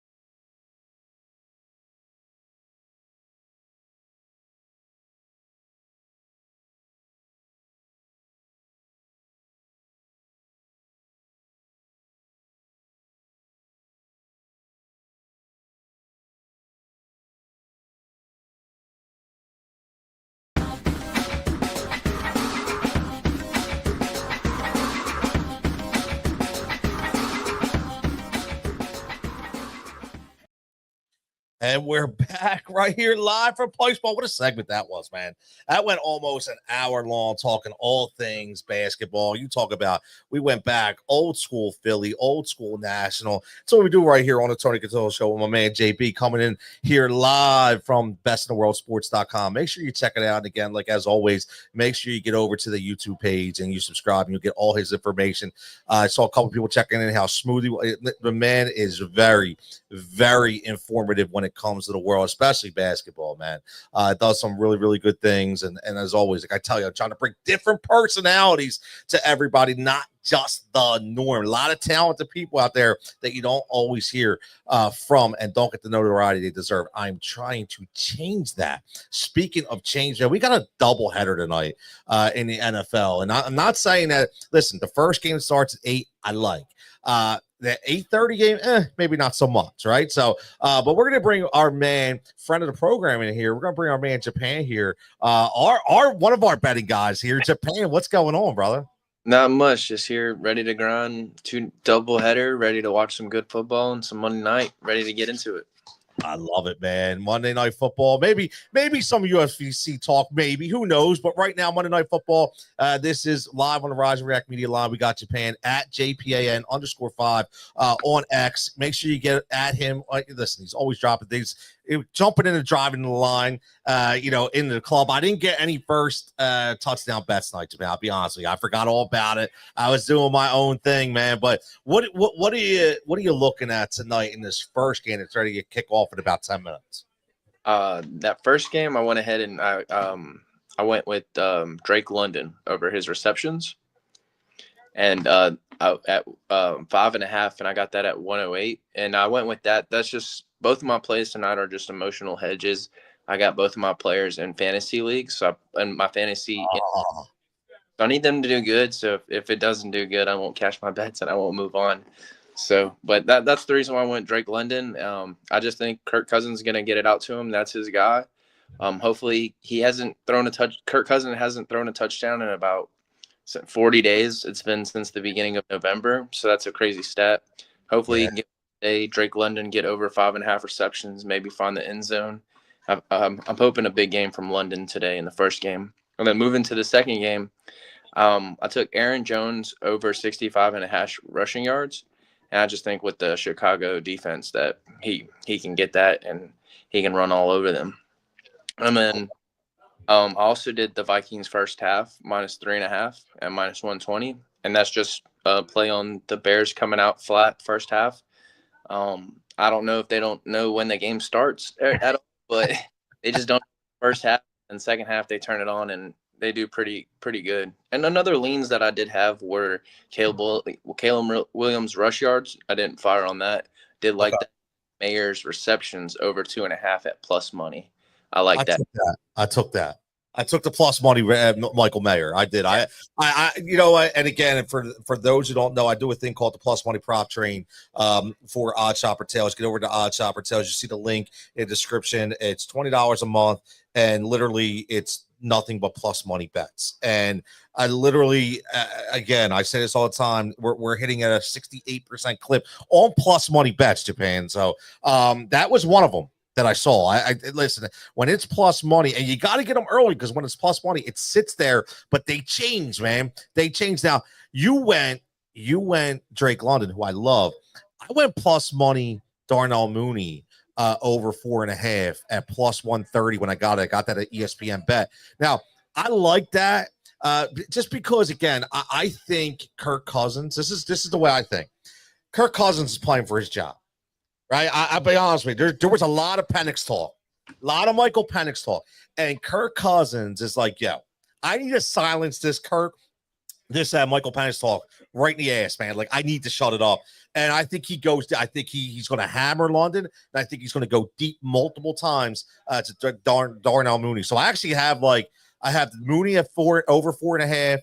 I have like a 3 combo, right? I got Mooney over 4.5 at plus money. I got Mooney over 51.5 at like -115. And I have him going for an ATD anytime touchdown as well, because I think he's going to get it tonight, man. I'm all in on the Mooney train tonight.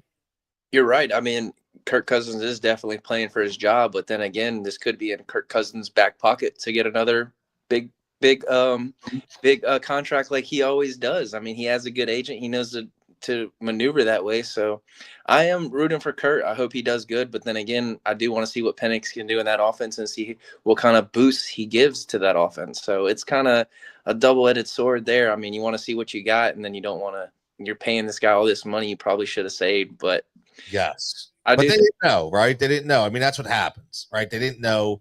It's like what happened, here in Philly. Right? We pay Carson Wentz all that money, right? Yeah, I'm going to say the name, right? We pay Carson Wentz all that money. We cut him with a big dead cap hit because we didn't know that we were going to draft another quarterback at that time, right? So it's just like Atlanta didn't know. Penix dropped to them. He was there. They took him because Kirk Cousins, he signs a 3-year guaranteed deal, right? It's guaranteed money. Mm-hmm. So it doesn't matter. So that's the key. Like they're going to be willing to eat that if they want to. So if Kirk were to get cut and they eat the dead cat, guess what? Kirk, like you just said, can get another contract from another team and double dip, which is crazy to me. So we listen, we shall see how this game goes on. But I want to ask you about this Minnesota-Chicago game because we here in Philadelphia are very invested in this game, right? We need a loss from Minnesota. And I said earlier, like, I don't think that Minnesota is as good as their record dictates. I really, that did sound really bad right there. Hopefully that didn't come off the way it sounded. But anyway, because it definitely didn't sound like dictate. It sounded like a taste and something else, but I'm not going to get into that. But what I will say is I'm looking at this and I'm going, this team, I'm not sold on Darnold.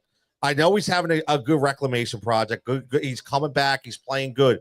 But it's like, am I really going to sell myself on a defense that's suspect and is very inconsistent and a guy in Darnold? Like, I'm not. I don't see it in Minnesota, in my opinion.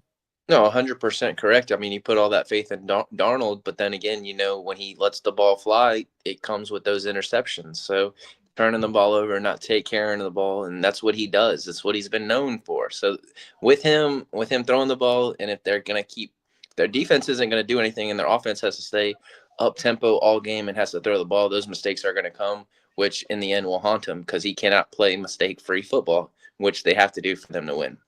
And, I mean, you got Jordan Addison in the slot. Justin Jefferson probably going to take the top off. Hopefully he has a big game. And then on the other side, you got to see if Keenan Allen's going to do anything.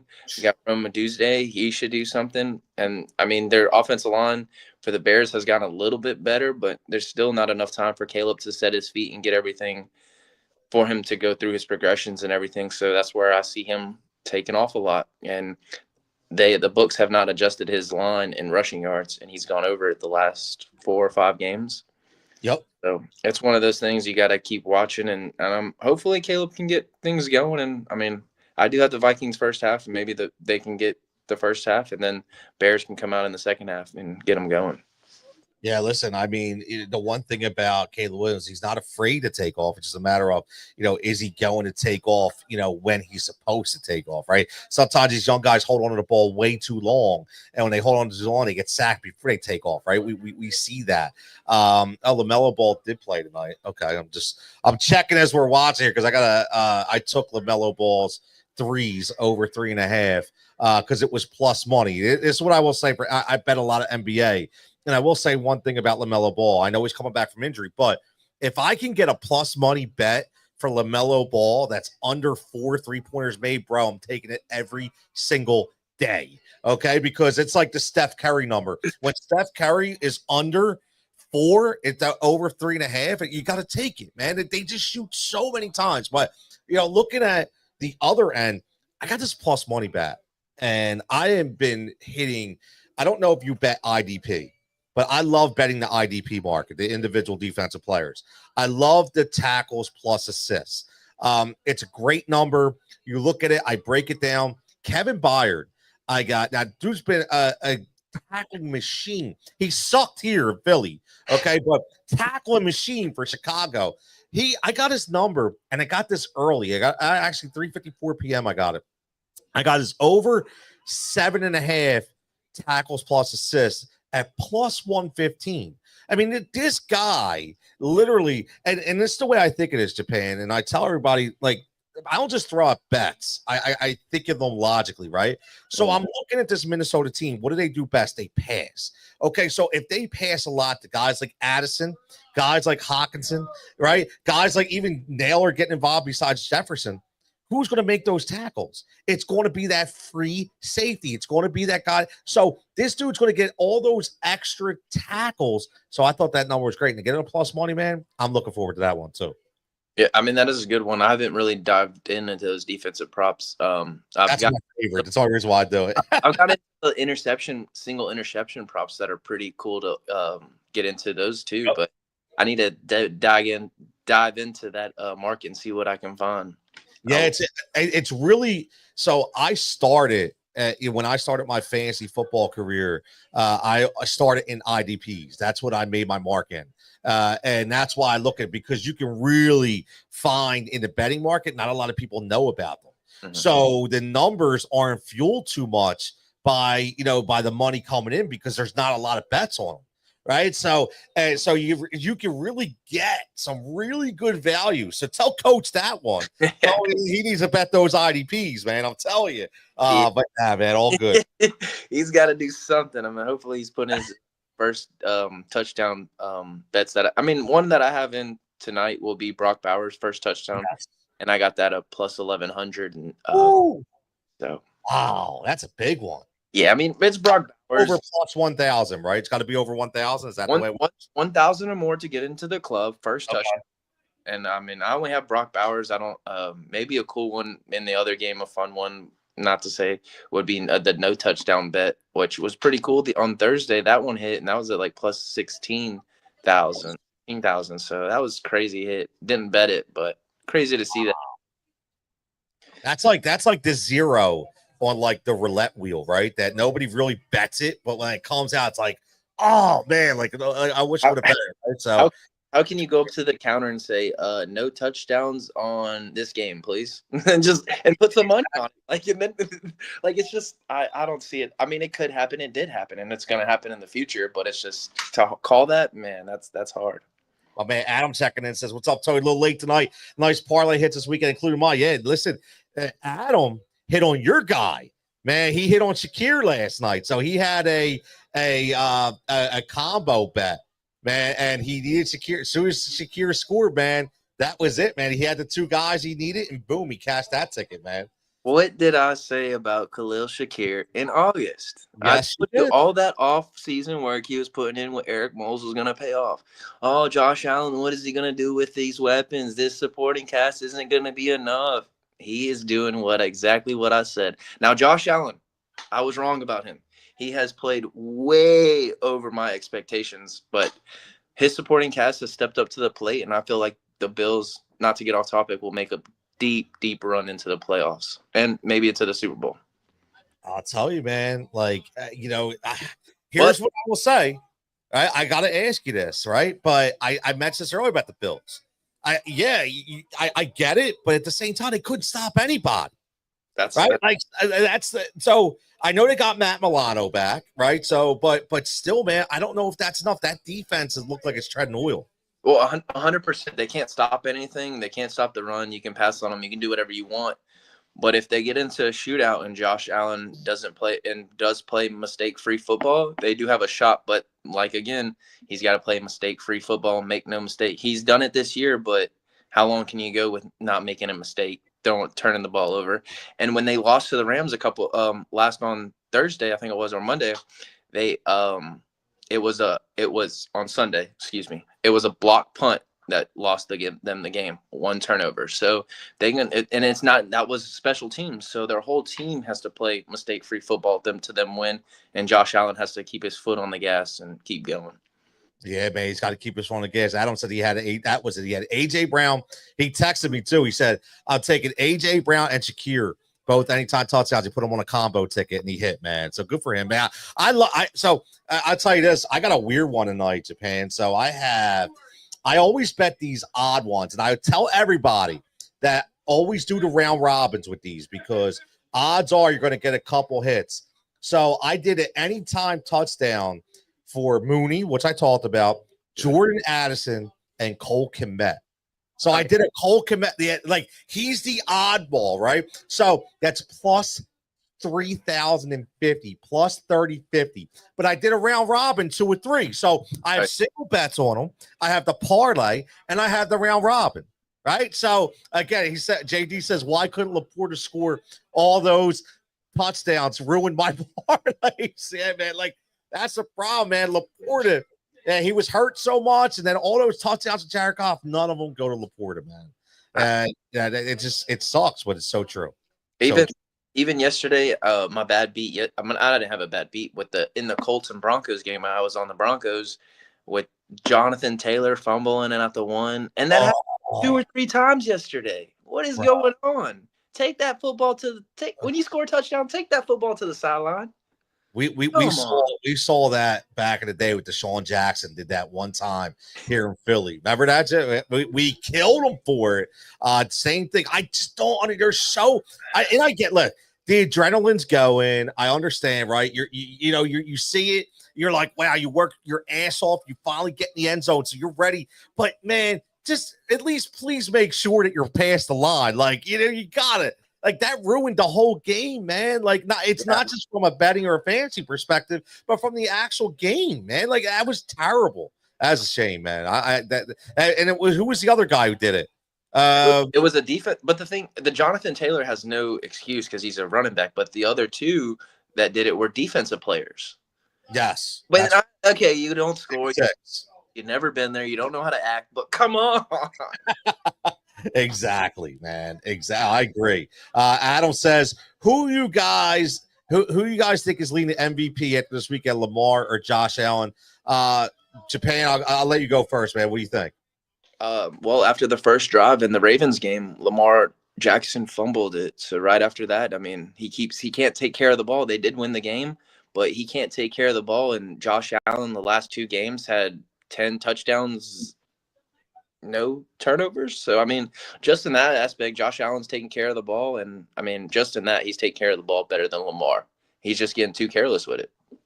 I agree, man. I think it's Josh Allen, 100%. Like the last 2 weeks, it is what it is. He's just playing out of his mind, right? He's just playing out of his mind. He's playing out of his mind, and these would be the 2 weeks that I go against him in fantasy, back-to-back weeks. Oh. Dude, I will say this, man. Luckily for me, I had a bye, right? I had a first round bye. My 2 running backs are Saquon and Derrick Henry. So I am and the guy I would have played scored 204 points. I would have got destroyed, and I'm 12-1. Okay, right. So it would have been such a terrible beat if I would have lost. So thank God for the bye. So I got to say, thank God for the bye. The 2 leagues that I have 2-round buys, I'm doing good. And then the 2 leagues that I'm playing this weekend, both leagues, I'm going against Josh Allen. Wow. And then they had Devontae Adams. He went off too. And the thing is, at halftime, he had 0 points. Who could have predicted that? 0. Man? Oh, God. He went absolutely bananas. I was like, oh, he's not going to get any points. I'm going to do pretty good. And then second half comes, he goes bananas. Like, what? It is crazy, man. It is crazy. Like, well, man, did you? Before I let you go, how did your weekend? Was there? I don't even know UFC. Was there any fights this weekend? I had one just on UFC. The card this past weekend, UFC in Tampa, Knockout Central, amazing card. There was about two fights that went to decision. A great card. And then pretty good betting weekend. I hit on the Texans, Broncos, and then Packers were my 3 hit. And then no UFC for the next 3 weeks. 311 will be a banger of a card on January 11th. Okay. You got Islam Makhachev. He'll be in the corner. So that one will be amazing to watch. I'll have some good bets for that one coming up. And then he did announce that Tom Aspinall and John Jones will be fighting somewhere in 2025. So I'm ready for that fight. And as from what I've seen a little back when they opened the opening odds, they got John Jones as a dog. Really? All over it. There's no way. There's no way. I love it, man. Japan putting the early numbers in. I love it, man. But Japan, listen, man, as always, man, I know you're a busy guy, for your 15 to 20 minutes every Monday that we're here. I greatly appreciate it. I'm glad that you're hopping on, giving everybody the knowledge, giving everybody the bets, man. You got anything coming up before I let you go? No, that's all I got here.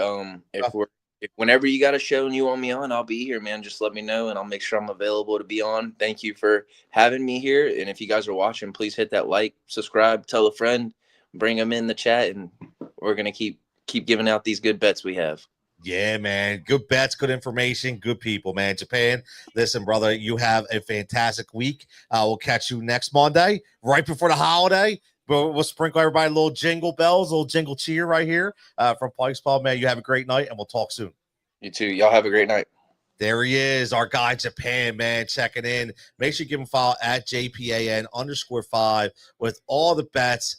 But you see this microphone, we're going to go to break, but you see this microphone right here, man. It's going to get a really good workup again. Man, my man Jimmy Mack is going to be answering all the tough questions. We're going to be talking Phillies for the next 45 minutes. We want to know, man, like what the hell is going on in Philadelphia, Philly land? Are we doing anything? Should we be doing anything? The money with these contracts, and I will explain to you why I cannot stand Mr. Soto anymore. Like I actually was a Juan Soto kind of. I wasn't a fan, but I was like, you know what? This dude's all right.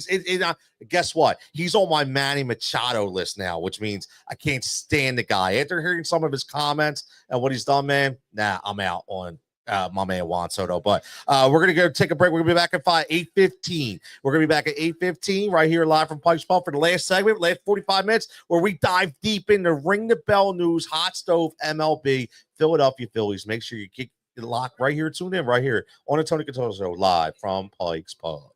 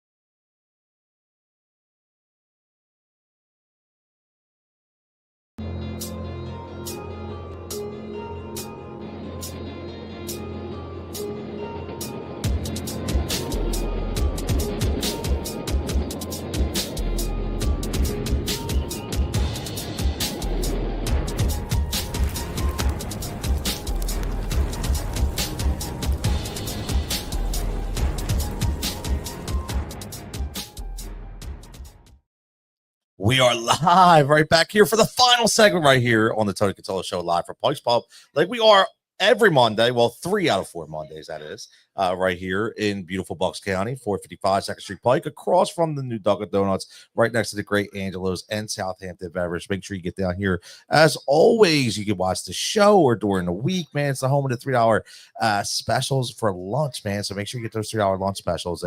Get on that Pike's Pub Facebook page to find out that menu every single day. Now, we had a fantastic show earlier. We talked a lot of good stuff. We talked about birds. We talked about NFL. We talked old school basketball. Great stuff from my man JB. Checking in was fantastic. Got there live. Make sure best in the world.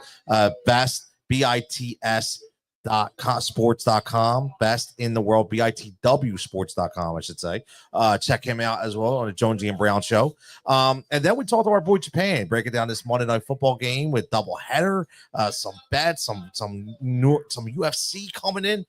But here's the juice, man. We only got a lot of Phillies news, and we saved the best for last when it comes to finding out the inside information. There's been a lot of stuff that happened after our week off. People have signed. Juan Soto has signed.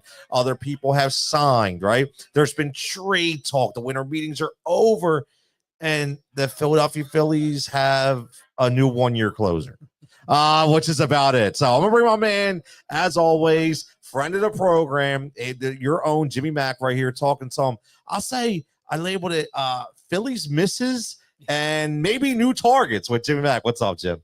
Hey, Tony, thanks. We picked the wrong week to take a week off, right? Oh, man. A lot of action. Everything changed. Wow. So now 15 of the top 50 free agents are off the board. Like you mentioned, the one free agent the Phillies did sign was not one of the top 50. Nope. Now, again, I don't hate him. I don't hate the signing. He's actually, he's been a successful closer with some pretty nasty stuff, but I don't think that's what any of us thought, we were going to be talking about 2 weeks ago. The Jordan Romano's the big, signing to date with the Phillies. There's also been 5 big trades. Yeah, the trades. That's right. And of course, the Phillies are not in any of them. Everybody who listens knows that I was a big Juan Soto proponent. I tell you what, I don't know that I feel bad that we missed out on him, just because that was such a unbelievable contract. It's funny because I look at it and I'm like, well, I kind of got a half win because I did say, number one, that the Mets were the most likely to sign him. Yep. So I'll give myself a half a check for that. Yeah, absolutely. And I got the AAV pretty darn close. Yes, you did. I had guess 12 years, 600 million. So that'd have been 50 million a pop. He ended up signing for 51. So I think I got that. I don't know that I would have ever guessed 15 years. Not that at his age, I can see why that happened, but I just didn't think any owner would be willing to sign off on that much money for that many years for a guy that is probably going to DH in 5 years. So the last 10 years of the deal, you're going to be paying 51 million or more to a guy who's going to be your DH. Crazy, man. Like I will say this, like after watching that, I'm gonna get like after watching his news conference, and I get it, right? Like we knew it was about the money. Like that's the one thing that bothers me when you're signing for the money. Just say it. Yeah. Like honestly, I think I forget the last person who said it. Somebody had said, I one athlete back in the day was like, oh, because they paid me the most. I'd respect you more, right? Dude, this guy's an ace. Like, obviously, like he comes out and he talks, and he hasn't talked to anybody since the postseason. Like, nobody from the Yankees has come out and like, man, I wish we would have signed Juan Soto. Like, we're gonna miss one. Nobody said a goddamn word. Nobody even gave him like a round of applause. No, this guy's not liked. And I can see why. Like, he is in love with Juan Soto. Like, Juan Soto's in love with Juan Soto. This is Manny Machado all over again to me. I think you could be right, Tony. Wow. I was struck right after the World Series, like in the locker room. Yep. Being interviewed right afterwards. And, he basically says, hey, I'm open to all 30 teams, all, offers from everyone. And I was like, man, that's just really bad timing. It's like, the right answer would have been just, hey, you know what, we just lost a hard series here. Yep. My teammates and I were really proud about what we did and what we accomplished, and there's more left to do. Let's talk about the offseason some other time. But he didn't do that. He was obviously looking forward to hitting the market, looking forward to probably already thinking he's leaving the Yankees. Yes. Just by making those comments, you're like, you've already burned the bridge. You might not have burned it completely, but you set it on fire. Oh, absolutely, man. Listen, it's a shame because he is so talented. And, and we talked about him being, the perfect piece to this lineup if he were to come here. But that's over now, right? He's with the Mets. It is what it is. It's done. But my biggest thing is, like you said, you talked to trade market. A guy that we talked about was Kyle Tucker. And you look at the compensation from the Cubs and you're like, wait a minute. We couldn't have done that. And then, Jim, you come to find out. Now, whether it's true or not, we don't know, right? But you come to find out that Dombro says, they offered Castellanos and Bone? Yeah. Really? Come on, man. Like, yeah, that had to be a joke, right? I would think so. So the only way I think that's possibly true would be if they offered those two and offered to pick up all of Castellanos' salary so that maybe then the Astros could then re-sign Bregman at third and afford him. So that's the only way I think there's any chance that could have been a serious offer. That's not really what, Houston doesn't want a guy in his, early 30s who's already being paid above market, for his, for his production. Yep. They can't deal with that. No. Bohm, I would think they would have some interest in, but obviously they're not as enthralled with Bohm as Dave Dombrowski thinks teams should be. That is definitely true. And I don't know if you caught this because you do. I know you listen to a lot of MLB radio, but did you see the quote by Jim Bowden about Dombro? No, I don't. I might have missed it then. So Bowden came on the radio. It was actually today. It was this morning, and on MLB radio on Sirius, and they asked him about the trade, and he says, "Yeah, that's typical Dave Dombrowski. For years, he always tried to give me his overpriced trash. He's like, he always did it. He's like, and he would keep doing it. And finally he would get one team to say yes. So it almost seems like maybe he did. Like, it's crazy, man. That could be true. Now, but Tucker, like, where I said, hey, Soto, I'm kind of glad they didn't, the Phillies did not get their man there. Right.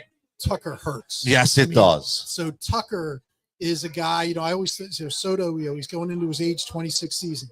We know what? Tucker's going into his age 28 season. Yep. Yes, he's a free agent at the end of the year, but the Cubs didn't give up a whole heck of a lot. The third baseman they gave up was someone who didn't fit with them anyway. Now, he does fit better in Houston. He's a dead pull hitter, and he took advantage of that in Tampa. When he got traded to Houston, Paredes was terrible. And he was even worse in Wrigley than he was on the road. Because again, he's a dead pull hitter, and the line down in Wrigley is I think it's like 340 or something down the line. Yeah, where it's only 315 in Houston, and I think it's somewhat similar in Tampa. So he's a better fit in Houston anyway. It's probably one of the reasons why Houston was interested in him. Their first round pick from last year, he looks like he could be a power guy. He's only had 1 year of minor league. He moved quickly through the system, but. And then the pitcher, I don't know that the pitcher is anything special. I don't think so. The Phillies could have easily beaten that offer.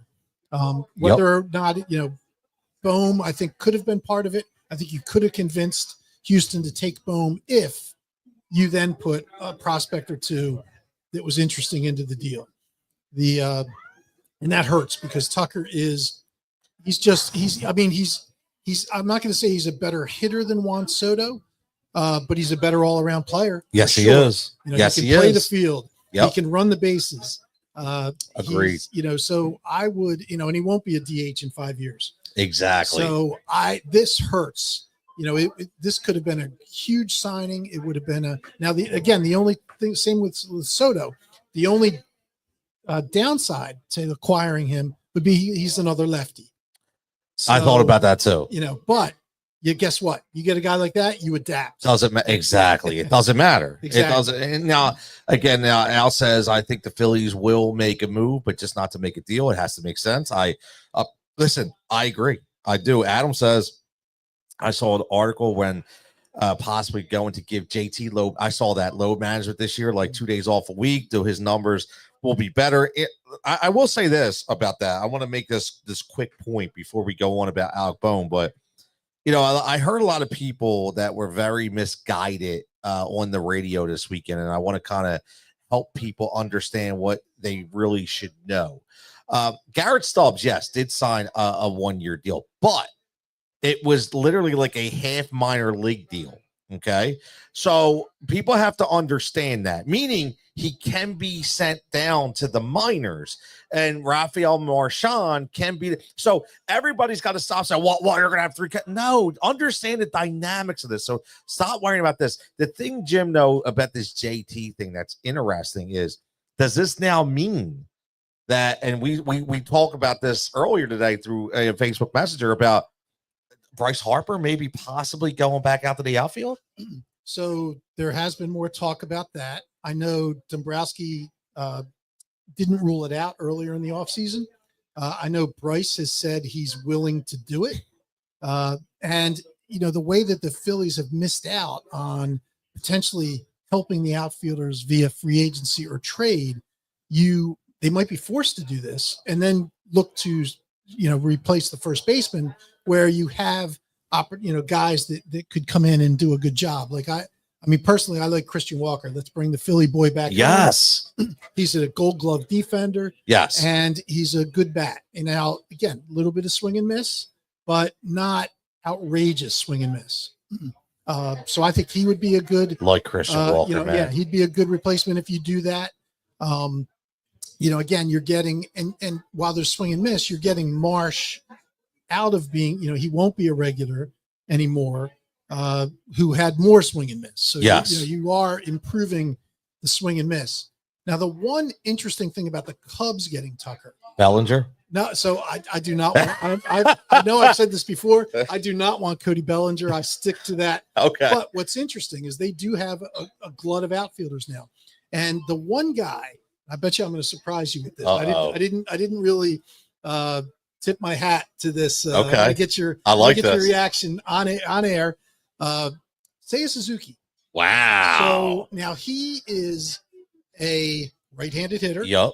He is not a great right fielder, but nope. I would move him to left field. It would still probably, he's not the defender Marsh would be in left. But he's not Reese Hoskins. No, he is not. He is not a butcher. Right, exactly. No disrespect, Reese, but just say. Right. So Seiya Suzuki, if you could get him. Now the Cubs want to trade Bellinger. Yes. So they're much more likely to say yes to a Bellinger deal. But if they can convince, the Cubs to say, hey, listen, we don't want Bellinger. The Yankees apparently did, but now nothing's happened. So you kind of think they're backing away probably. Yep. So now it's like, hey, we'll take Suzuki. We'll give you a decent package for him. He's signed for 2 years, $19 million a year. And he's a very good hitter. And this shocked me because I knew, he's a 20 homer, 75 RBI guy. But when you look at one my favorite, not my favorite, but one of my favorite stats, and the one that I look at first when I look at any offensive player is OPS plus. So this is looking at their on base plus slugging, compare it to the league, and it normalizes it too. So like if you're in a hitter's park, it's going to kind of normalize your stats to the rest of the league, so you don't get any unfair advantages. I like this. So his OPS plus last year was 138, which is very good. His career OPS plus is 128, which take a guess on where that would rank him in the current career players. So everybody who's active right now. Everybody's just active outfielders? No, not out. All together. All positions. That's a high number. Yeah. So what do you? He's got to be in the top 20. You know what? You got it. You got it on the. It's got to be. It's number 20. Yeah, I mean that's a high number. Yeah. And that shocks me. Yes. Wow, I would have never known that. I thought he was top 20. Now he's only been in the league 3 years. Still, how old is he? I think 30. 30, yeah. I think so. Somewhere, 29. This is prime. Yes, exactly. So I'd be very happy if he would, if we could make a trade, get him, put him in left field, Castellano staying right, and then Rojas and Marshall just have to run their butts off. Man, that would be until Crawford gets the call. That's okay. That would be great, man. I would love to see that. Al says people misguided on sports talk radio. No way, that never happens. Yeah, exactly, Al. You know how that goes. He says, "Who's this?" Tony looks familiar. This is my man, Jimmy McGinnis, man. Al, you've probably gone back and forth with him on Facebook a lot. He's a lot of Phillies groups on Facebook. I'm sure you've seen him commenting on things as well. So I'm sure you know who he is. That's why he probably looks familiar. Probably saw his profile picture up there. I guarantee it. So Adam says, Harper play right field. So does that mean Casty is gone because you can't have Schwarber in left? So again, if they don't make a move, the thought would be they move Casty to left. So, I don't know that I love that. But if they don't make a move, there's no other choice, because you're right. You're not putting Schwarber in left field. So I think again, there's the one trade, but that might be the only trade because I don't know of any other guys available. Like you're not hearing too many outfielder names dropped. Bellinger's all over the place, but nobody's biting. And then Suzuki would be the other one that I think the Cubs would trade because, the salary's up there a little bit, but still very, very affordable for what he's giving you. And he's also, not the best fielder. The Cubs would have a better defensive outfield if he wasn't in the outfield. So again, so the Philly, that would be a drawback coming to Philly, but another good right-handed bat, another solid guy. The best thing about it, he does strike out a little bit, but he doesn't chase.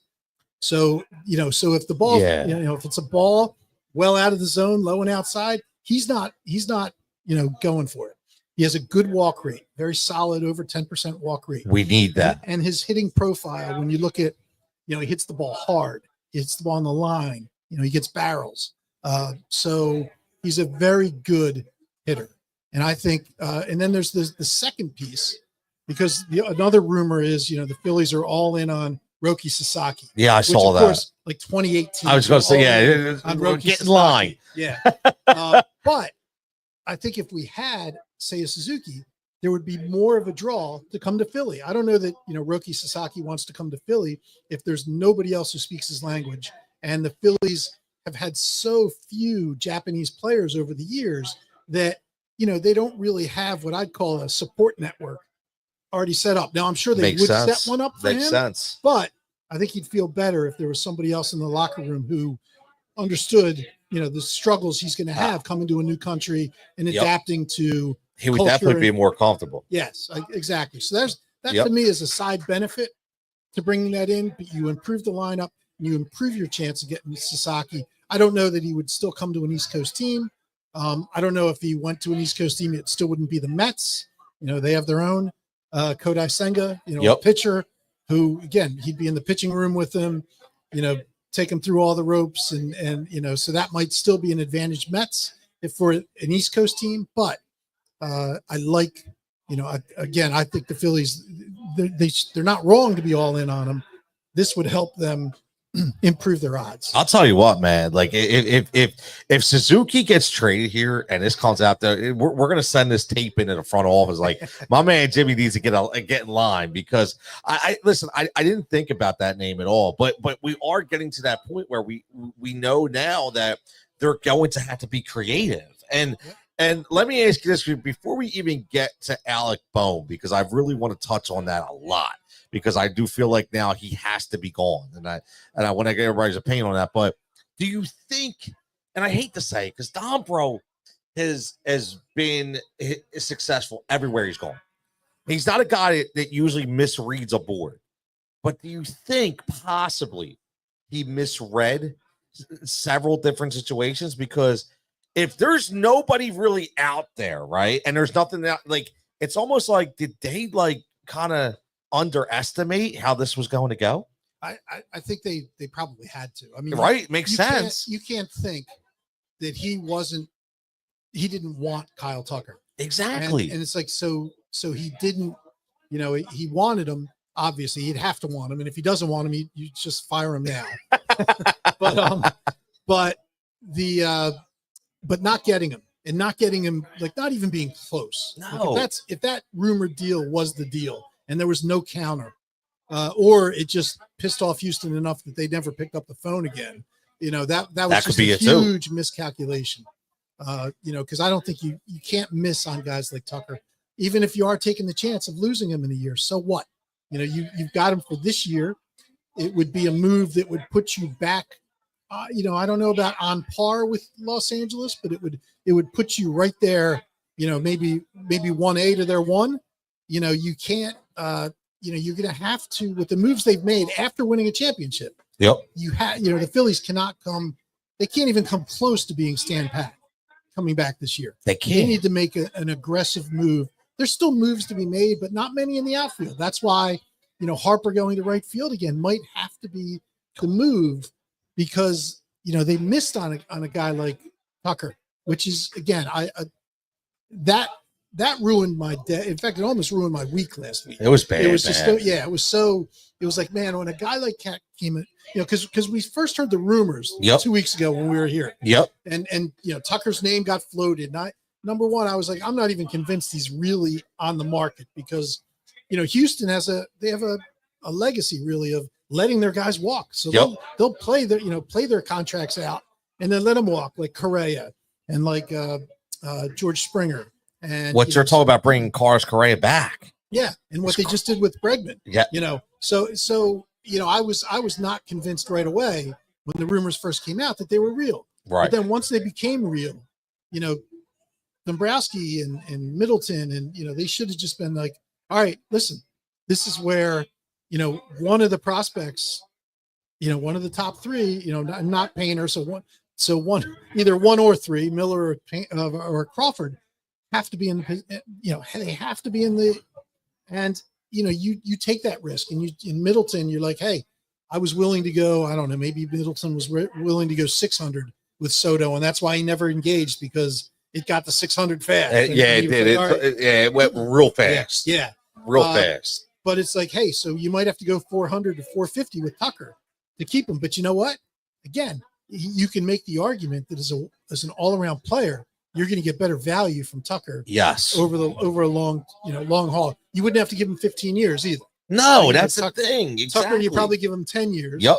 And maybe it's judged like where it's 10 years and it's 400 or something like that. Maybe it's more than that even, because the obviously spending is not something that the owners are shy about doing now. When you look at those top 15 free agents, I said the only 2 that came in under estimate, and the services out there that do these estimates are usually pretty on target. Yep. There's only 2 that have been under budget or under estimation, and they're both backup catchers. So when I say they're top 50, they were 48 and 49 on the list.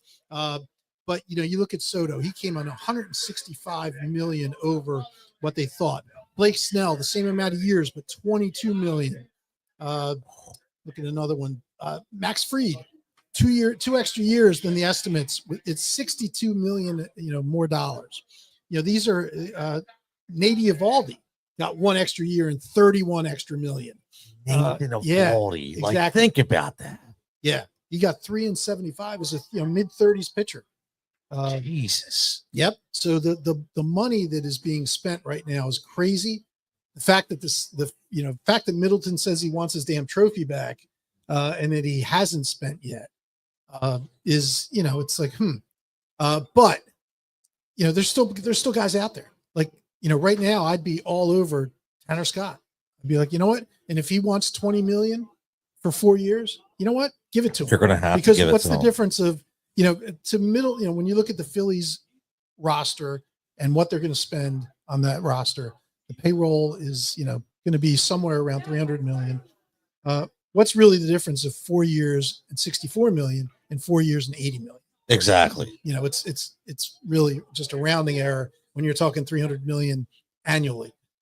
So, even a guy like Michael Conforto, who's a name that Michael. that name meant something like 4 years ago. I was just going to say, now we're relegated to Michael yeah. Conforto numbers. Yep. So Michael Conforto was estimated to have 2-year deal for 18 million, so $9 million a year. Now he only got a 1-year deal, but it was for $17 million, almost double what the industry thought he was going to get. That's insane. Yeah. It's got to be a sports betting revenue, man. It's really got to be a sport revenue, man. Like that's really fueling this. Al says, can you all please tell me that Crawford is part of the untouchable list? I don't know, man. I don't think he is. I don't think so either. I think I tell you what, like I said, I would have gladly given him up for Tucker because Crawford at his best might be half the player that Tucker is. I agree. Today. I agree. So I would have given up Crawford in a heartbeat for Tucker, even for only potentially 1 year and lose him. He's the one guy I would say that I'm kind of okay. Like out of those, he's the one guy I'm not like exactly. Look, my man Dougie Fresh checking it says dump Crawford. But he is like he's the one guy that I don't think we can't part without, man. So listen, I think Crawford is going to be a very good player. Is he? Not this. I don't disagree. Is he going to be an all-time great? No, I don't think so. Me neither. Is he going to, but could he? When you look at, he would fix the center field problem. He will be a 300-ish hitter. Maybe not right off, right his rookie season, but he's got 300 in his bat. He's very fast. He's a great defender. Maybe someday he gets to 20 home runs. And be somewhat like his dad. So I mean, we're not talking about he's not so he's Rojas. He's potentially he's not Rojas. There's no chance he's Rojas. No. But and he could solve the leadoff problem for all the people who've been screaming that Kyle Schwarber can't be the leadoff guy. That's true. Crawford could be that guy. In fact, he's likely that guy. But he's probably an all-star player at best, which is again that's fantastic. It's great to get to draft a guy and who becomes an all-star player. That's that's what you're hoping for. Yep. So I think he can be a very important player for the Phillies if they retain him. But at the same time, if you can get a Kyle Tucker dangling him, you got to get it. Do because Kyle Tucker has a chance to be a Hall of Famer. Yes, I agree. Well, but one thing I will say though, the thing that you just said is one thing I hang a lot of credit on, right? So it's lineage, and you talked about his dad, right? Yep. Obviously, Carl Crawford, and you're thinking about that and saying, when you have the lineage, the odds of not hitting your ceiling are very, very slim. You know what I mean? So the odds are high that you are going to hit your ceiling, but the difference is like you're saying, like I agree, you have to weigh it out. What is his ceiling? Not just what the team is. What is his ceiling compared to what the other guy's ceiling is? And Tucker's just a more polished player, and he's never going to be that guy. So I'm okay with that. Now, I want to really get in this Alec Bohm situation because my man Dougie Fresh second in says I'm really disappointed with Alec. I had high hopes for him. Gut feeling says hang on to him a little longer. I think he's got it. Just has to find it. Now, I'm going to say this in twofold. Number one, I wasn't a trade Alec Bohm guy. I think Alec Bohm has the skills and the talent to be a very good, not great, but very, very good player in this league for a long time. The problem is two things. Number one, money, right? Based on what, is he going to be worth what his market value will be? But here's the thing right now. I want to ask you this, Jim, and I want to ask everybody checking in because it seems like this is a good topic for everybody. Knowing what supposedly, again, we don't know this for a fact, supposedly what was wrong with Bohm was he was very immature at times, didn't take criticism well, didn't understand how to calm emotions. He's a young player, right? We understand that. However, there's also other young players on that team that didn't go down that path. And now your name is out in national media. Now your name is being as you're getting thrown away everywhere. I mean, everybody's shopping out Bohm. You're getting thrown here. You were in this trade. You're in that trade. You can't bring him back, bro. Like I'm sorry. Like I like the guy, but mentally, if he's already a mental midget, well, then what's this going to do to his confidence? Like, you really think he's going to not have an attitude? Like, I almost feel like because of what happened, you almost can't bring them back. I do wonder if they're past the point of no return. Like, you think about a relationship with somebody, even an employer-employee relationship. There's going to be a breaking point. And if you know that, hey, I was offered in 5 different deals and, none of the deals came through, can I just come back with you? I was like, I don't think so. I think you're right, Tony. And listen, I was like you. I was not someone who wanted to trade Bohm at the beginning of the offseason. Agreed. I thought it was perfect that his last 2 years of control lined up with kind of like Aiden Miller's. Yes. Everything's there. Exactly.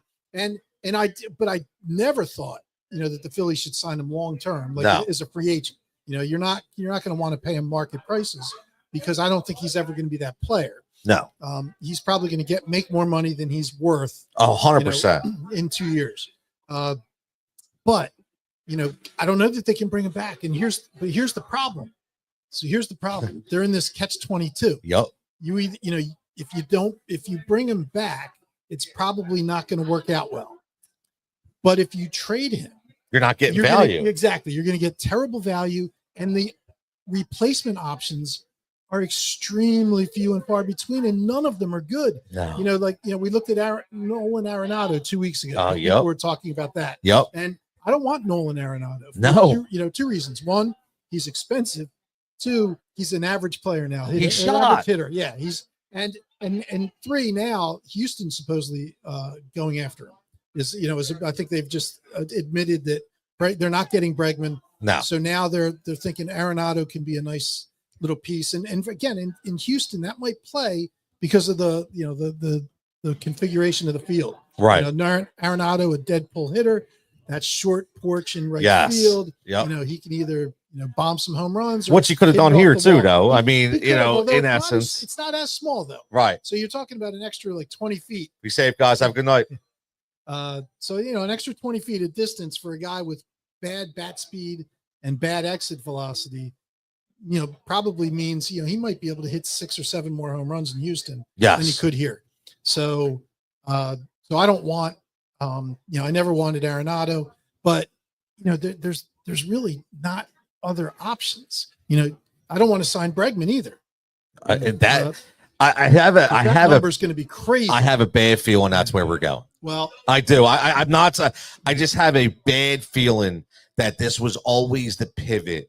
Because I constantly say where there's smoke, there's fire. You heard it. We heard it. The Bregman stuffs are coming out, and now it's kind of quiet. But I think it's almost like, okay, well, is he not going to get the number he expects? Now we didn't get this deal done. Now this is going to be our guy. Yeah. I almost feel like you want to spend. We're spending this. I don't want Bregman, man. Exactly. Listen. I want to spend when it makes sense to spend. Yes. So I don't want to spend on a Bregman who's already had. I think we talked about it a few weeks back.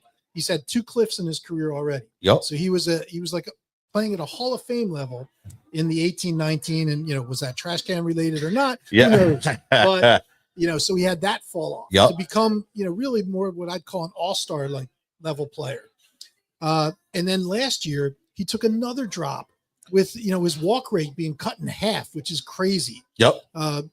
So you got to wonder, it's like, do you want to sign a guy who's already had 2 declines to a really a top of the market salary? No, I don't. I don't.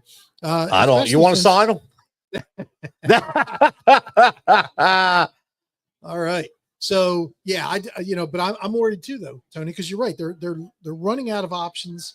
Again, there's still a bunch of top free agents left. Yes, but not at the positions the Phillies really need them. Not what we wanted. Exactly. Not what we wanted. And I'm not trying to sound spoiled here, like we just want, but this was a very, and still is very critical offseason where you have guys that are kind of in that lingo with age and money and salary. And, now I will say this, a lot of people have said, and me as one, that I still would take this rotation when healthy up against anybody in baseball. And I don't know if possibly maybe there's, well, you know what, we're just going to hang on the pitch and hopefully, some adjustments within the lineup kind of make it like because we're already paying all these guys to produce. But I don't know, Jim. Like I'm thinking that they really need to do something special here, and I just don't know what that is. And please don't tell me it's going to be Pete Alonso. No, it can't be Pete Alonso. It cannot be Pete Alonso. Like, that's why when I talked about moving Harper to right field, I didn't even bring up his name. Oh my God. I do not want Pete Alonso. Because I keep hearing that, man. Yeah. Like it's getting scary, Yeah. like that we keep hearing it. Yes. I don't like it. Christian Walker makes so much more sense Yes. than Alonso if they moved Harper to right field. Because you know, what do you want? You want bad defensive outfield and then a bad first baseman on top of it? Please. You can't do that. And then you have you know Trey Turner, you know, has not been a great shortstop. So now all of a sudden, and then you know who plays third? So Right. That's what I will say. Who plays third if Bohm gets traded? That's right. You could end up with like the worst defensive team in the league, in which case you have the best pitchers who are giving up all these unearned runs. Because, Oh, that's a good point. So That's a good point. I didn't even think about that. Oof. Adam says, is there a chance the Phillies just run it back next year? oh my God, I hope not. It sure seems wanna like suck, it, though. You want to suck the air out of the room. Wow. The bank could be it could be the opposite of what it's been the last few postseasons when everybody's like, we have no shot. Let me ask you this. And this is just an off the cuff question. Now that I'm looking at this question and like you're running it back, and all those years with the Braves winning all the pennants, right? But no rings. Did they ever did they just keep running it back? Do you remember off the top of your head where they're like these giant moves that they made, or were they stayed just consistent with the same players? Yeah. So there were I don't think there were giant moves. They were definitely focused obviously on pitching. Yep.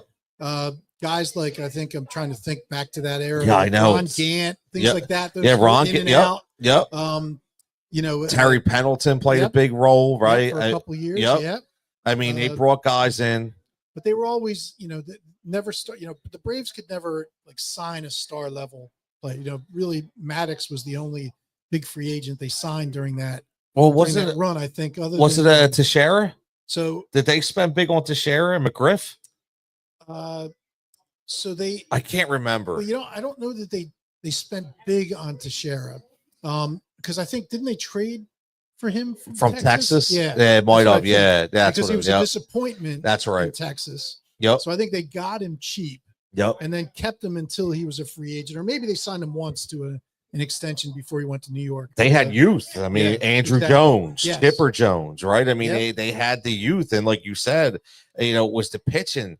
But that's what makes me look though. Like there you go, pitching. So are we? Do you feel like maybe we are emulating that Braves kind of vibe here? Well, and again, I think to a point, yes. But we don't want to emulate that vibe because they didn't win. We don't want to make the 16 straight playoffs and win one. Right, exactly. That's I think the position they're in. If they run it back, that's where we are. We become, I would think we're probably a wild card team because thinking that the Mets aren't done. Right. So there's going to be more acquisitions that they make. And the Braves, if they get everybody back healthy, are still going to be tough. Yes. So I still look at the Phillies as probably a wild card team if they run it back. The right team gets hot. The wild card obviously can win the World Series, but you can't expect it. No. It would just be like, hey, we're happy to get to the dance and we're going to go home alone. Sucks, no parade. Man. So I just don't want to be disappointed. Like this has got that Sixers vibe to it, man. Which I hate to say it, man, but it does. It's got that, obviously a much better team. It just has that vibe. Are we at the peak and we're now going down the hill, or do we have a couple more years at that peak, man? It's scary. Well, and there's a decent transition to the next, to keep us from falling off the mountain. With guys, if you keep Crawford, if you keep Miller, Painter, those kind of guys can help you extend, but there's two things about it. Number one, they have to hit the way you think they're going to hit. Yes. And then two, you have to hope that the decline from the Turners and the Harpers, is gradual. Yes. Especially Turner. Yes. Yeah. If Turner stops hitting, that's going to be a really tough contract. Yes. Very So, tough. Yeah. Harper, I'm not worried about hitting. Harper, I worry more about injuries. Yeah. Which is, one of the other reasons I don't love him going to right field. I think That first base scares helps me. I keep don't him. like that. Yeah. Now, again, you can argue that, most of Harper's injuries, at least later in his career, haven't been from running into walls. It's been from, violent swings, which is, again, still a concern. Yes. But, he has run into walls, and he needed the Tommy John surgery or the brace surgery because of the throws from the outfield. So, exactly. If we can keep him at first base, you're more likely to keep him healthy. But Turner's concerning. He's already not a good defender. Maybe he's sick of hearing that and works on it in the offseason and comes back, and shocks us all. That'd be awesome. Hope so, man. Yeah, but Hope so. You can't expect it. He's past age 30 now, and there's going to be a decline. And if the bat just isn't the same anymore, then we're going to be paying a lot of money for a guy who's going to be with the team for a long time and not providing the production you thought you were going to get. Yeah, that's going to suck. Our man Adam checking in, giving us some information here. Says the Braves got Fred McGriff from the Padres for Donnie Elliott and Melvin Nieves. Yeah. Wow. Great trade. Wow. Wow. That's unbelievable. But hold on, man. My man, like Adam's checking in right here with some breaking news here. This isn't Phillies related, but I mean, look, you gotta, we talked about this. Paul George right now just passes Jason Terry for 10th all-time on all-time three-pointer list, which is interesting. I mean, listen, we gotta have small wins in Sixer land, Jim. Exactly. We gotta have small wins. But listen, man, what do you think? I real fast before we get into the future, but Joey Romano,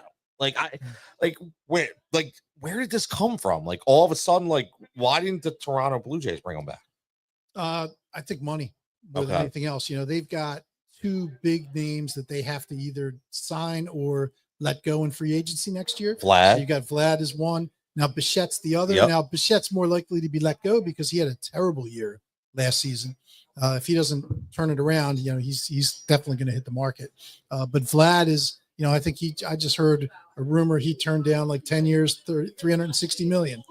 So, if you're going to have to buck up, maybe in the Judge range. Yep. 9 and 360, 10 and 400, that kind of thing. They can't bring a Jordan Romano back, and they did re-sign what's his last name? Yimi Garcia, maybe. They did just bring him back. He's a decent reliever. I don't know that he's a closer, but they're looking at probably going in different directions to build their pen. Makes sense. I mean, you can't spend everywhere, man. You can't spend everywhere. But what do we do here, man? We're looking at this. What do you think as far as, it's December 16th. Does anything happen before the holidays? Or you think this is kind of it just sits here because of the holidays, and then we go into 2025 just hoping to make a move? Well, it'd be a nice Christmas present for everybody, right? If they made a move before Christmas. So I don't, I've been shocked they've been this quiet to date. It would be nice if they just, wrapped up Tanner Scott, so at least we've addressed one need. The bullpen would be in a lot better shape then. But I don't know, the Cubs, they probably control the market right now, because they've got the outfielders. If anybody's looking for a bat, in the outfield, that there's really no other option other than trade with the Cubs. The free agent options in the outfield aren't fantastic. So not excited, Jim. You're not getting me excited yet. Well, listen, Seiya Suzuki would have me very excited. Yeah, I hope so, man. But like I said, the Cubs want to trade Bellinger more than they want to trade Suzuki. I think you just need to convince them, put the right package together. The fact that you'd have him for 2 years is good. And again, the fact that you might help in the Sasaki, if you tell me that we come back, let's say in, mid-January, because that's when Sasaki is going to going to sign. Yep.